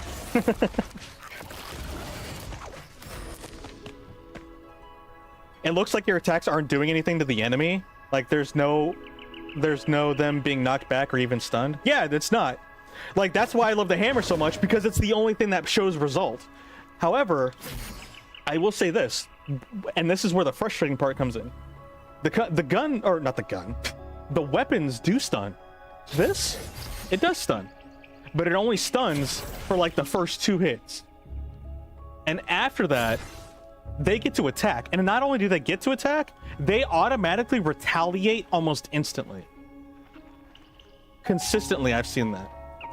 And even when you get near them, some of them, not all of them, but even when you get near them, they'll retaliate. Like the mosquitoes, you get near them, they just attack. Like they don't have an attack pattern or a time, like a set time, like a set timer that's like static and an easy pattern. It's still varied, but generally speaking, you have to bait them to attack first and then you counter them. Like that's how you play against them. But again, there's a lot of variables in between everyone's attacks. So you can't do a consistent pattern. Where Hollow Knight, a lot of like most of their enemies, all of their enemies are telegraphed. They all have a pattern, and that's how a lot of games develop them. Are their creatures? They all have like a certain unique mechanic that you just learn and then you overcome. Again, Souls does this as well, and sometimes there's a little bit of bait and switch and feinting, but that's used few and far between. In this game, it's a constant bombardment. And again, that's not an issue in itself inherently. It's all the pieces, it's the sum of all the parts. So like that's a cool mechanic to bait and switch.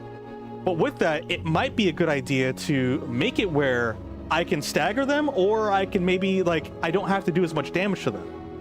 Like there's gotta be some sort of like, you know, compromise. Because all of the ideas and all the ideas are cool. Like even having a lot of health and having to bash an enemy isn't inherently a bad thing. Like you can have it where yeah, the enemies are so spongy and squishy, but bashing them and comboing on them feels so satisfying. You can't do that in this game. You can't combo on them because if you do it too much, you get punished. Like a lot of things just shut you down, and now you have to do things in very small quantities. And it just takes so long to get through them. And now because of that, I can't flow through the map and explore and enjoy the environment like I want to. So it breaks up that immersion. And there's just a lot of inconsistencies, just a lot of stopping and going. There's no flow. Like I keep coming back to the word flow because that's the word fundamentally that I keep thinking about. There is no flow in this game. And I feel like in a game that's platforming, that's so important. Like even though like Rayman, it was like the first one, it was brutal, unforgiving, very stiff, very like it killed you a lot. But once you learn the game was kind of snappy. Like it still had some snap to it. So like once you started learning it and mastering it, like you kind of just like figured it out. In this game, you do that too, and I know that because when we restarted the game, after I had beaten it, even though it was one life mode, yeah, the beginning felt a lot easier. That's because I was learning the game. But a first-time casual experience, this is all very frustrating. And not the Souls-like frustrating. It's just like, it's a slogfest frustration. I don't know. Like I said, it's all my opinions. It doesn't really mean anything in the end of the day, you know?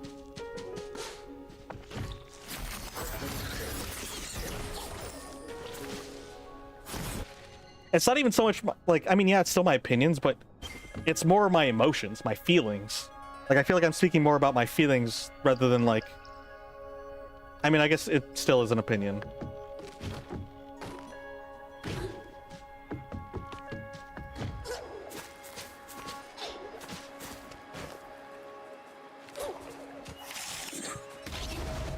I guess I'm trying to say, like, because some opinions sometimes try to act like they're facts. At least when a lot of people convey their opinions, they kind of treat them like they're trying to state facts. I think for me, my focus in terms of expressing my opinions is more like I'm just trying to express my feelings, not focus on expressing my opinions. I think that's the way I can say it. It's still an opinion, don't get me wrong, but it's more of the focus of just how I'm feeling. My emotional response to how the game is functioning.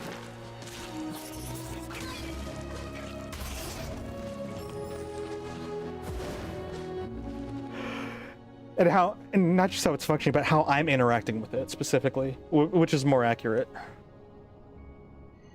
Oh, I'm going the wrong way. At least not the way that I wanted to go.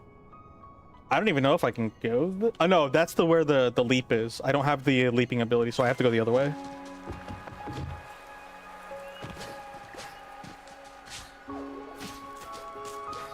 Yeah, I'm still kind of like baffled that when we got towards the end of the game, I'm like, oh my gosh, I feel like I can now play the game on a normal difficulty.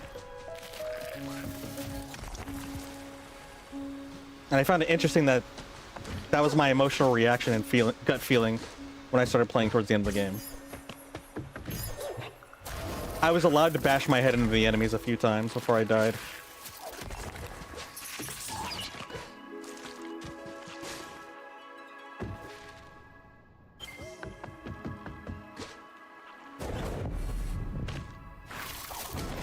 Oh, thank you.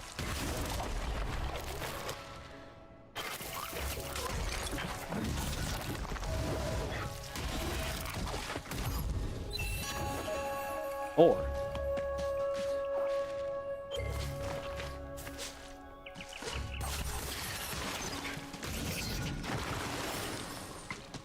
I know how I feel about this shuriken. It's probably more for like a finishing tool.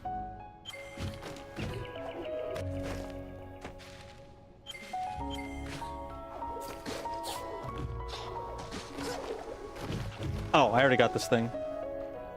It looked like it was grayed out. I guess I misunderstood it.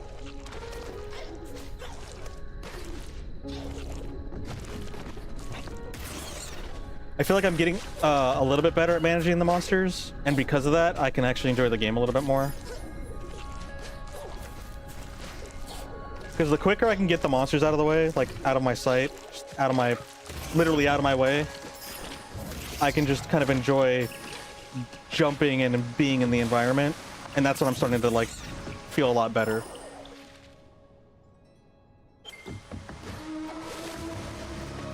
I'm also like just trying to verbally like report what I'm feeling like live to you. It's also kind of helping me trying to like figure out what the heck is wrong with me. I'm being a little dramatic, but like, you know, I'm just self-analyzing as well.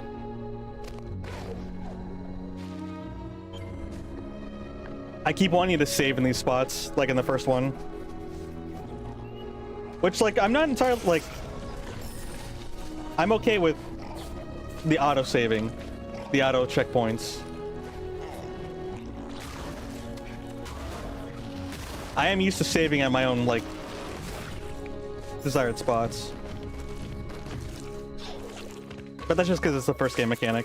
I just gotta get used to the new mechanics.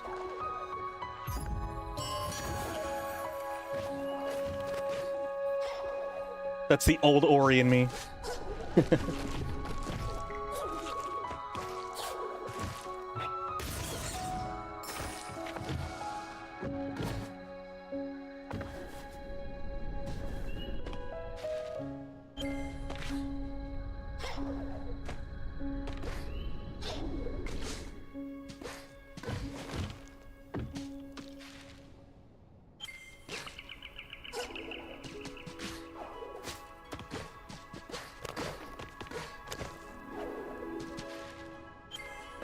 Okay, okay. I think we're getting in the direction we're supposed to go. Yeah, this is my favorite weapon.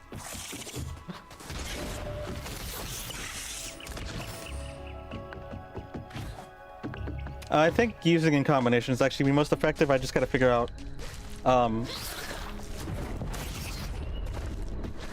in what sequence to do it.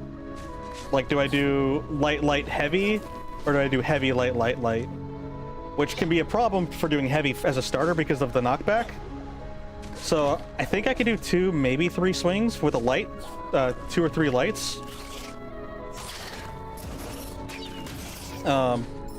Before they get out of stun, and then I could do the heavy attack. So maybe that's the combo that I use.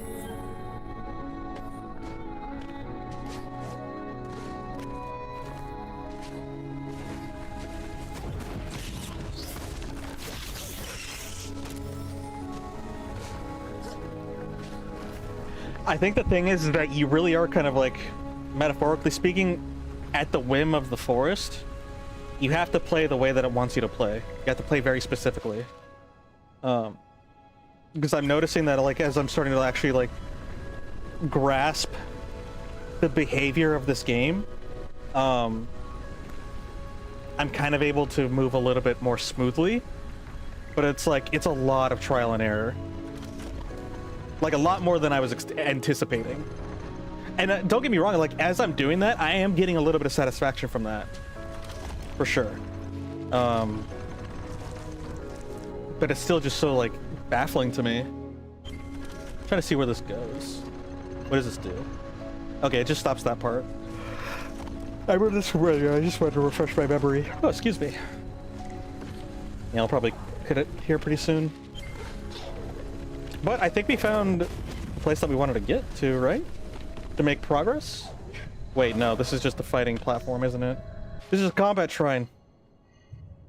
Oh my god. Is this where I'm supposed to go? No, because that doesn't look like an actual way out.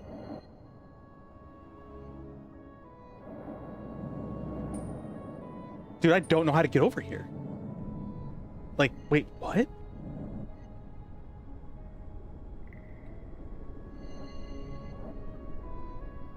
I don't know what to do. While we're here, we might as well do the shrine.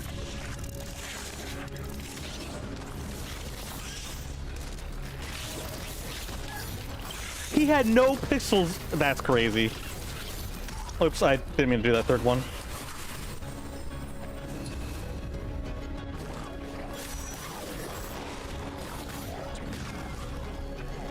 You're still alive? Okay.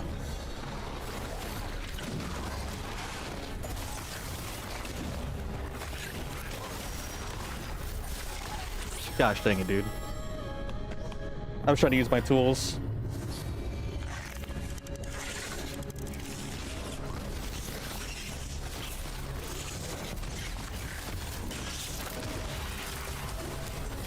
Okay.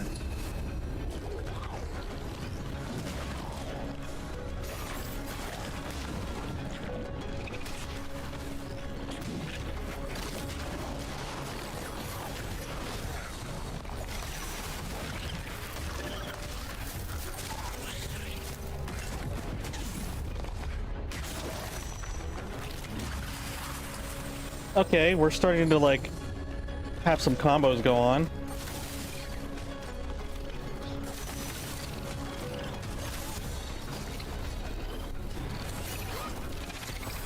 Oh god, oh god, oh god.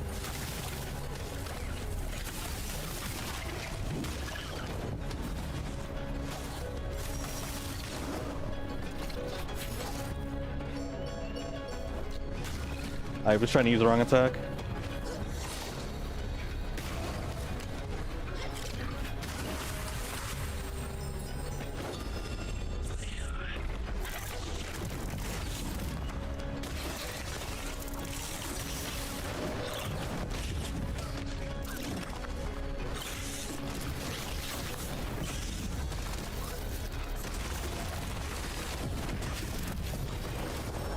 All right. Okay. That, I'm not gonna lie, that was satisfying. That was very satisfying, but like, that was some effort. But now that we have the tools, I feel like finally something kind of like started coming together. Things are starting to click, and that feels fantastic. Which I'm actually really happy to be able to say. Very cool. That was like super. That was super satisfying. But the scary part and the thing that sucks is like, there were several times where I just like, I should have been dead, or like, how am I not dead? This game is like actually just like a roller coaster of emotions. It's kind of crazy. Interesting. Okay, well, the unfortunate news about all of that is that I still don't know where to go. And it seems like it autosaves, so I don't have to worry about that. Dude, I don't know where to go. I guess I can try to see how to get up here, but like, there's clearly like a limit, unless I'm missing something there. I don't see anywhere else that goes in that direction. It has to be like one of these two. I don't know. I don't remember what was stopping me from coming over here. I should probably re-explore that. This is because there's a... I don't have the ability to jump over that. Alright, I'll have to do that next time then.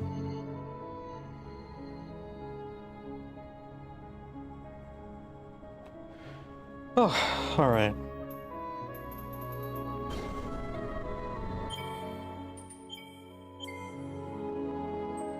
Still a beautiful game. Love the world. But yeah, like, I am still very perplexed. Alright, I do appreciate you guys hanging out. We're gonna call it for there. Pretty late. But I mean, we managed to get 3 hours in. I thought I was honestly gonna only do 2 hours, but you know, clearly, even though I was ranting about it, still invested. I'm still planning on playing this game. Want to finish it up. So it'll be interesting. I am kind of curious, like overall, the differences between this one and the previous one, the first one. So I'm kind of glad to be able to play it like right out the gate, because like my memories will quickly fade away. But yeah, thank you guys for hanging out. I hope you guys have a good day or night wherever in the world, and I'll catch you later. Bye bye.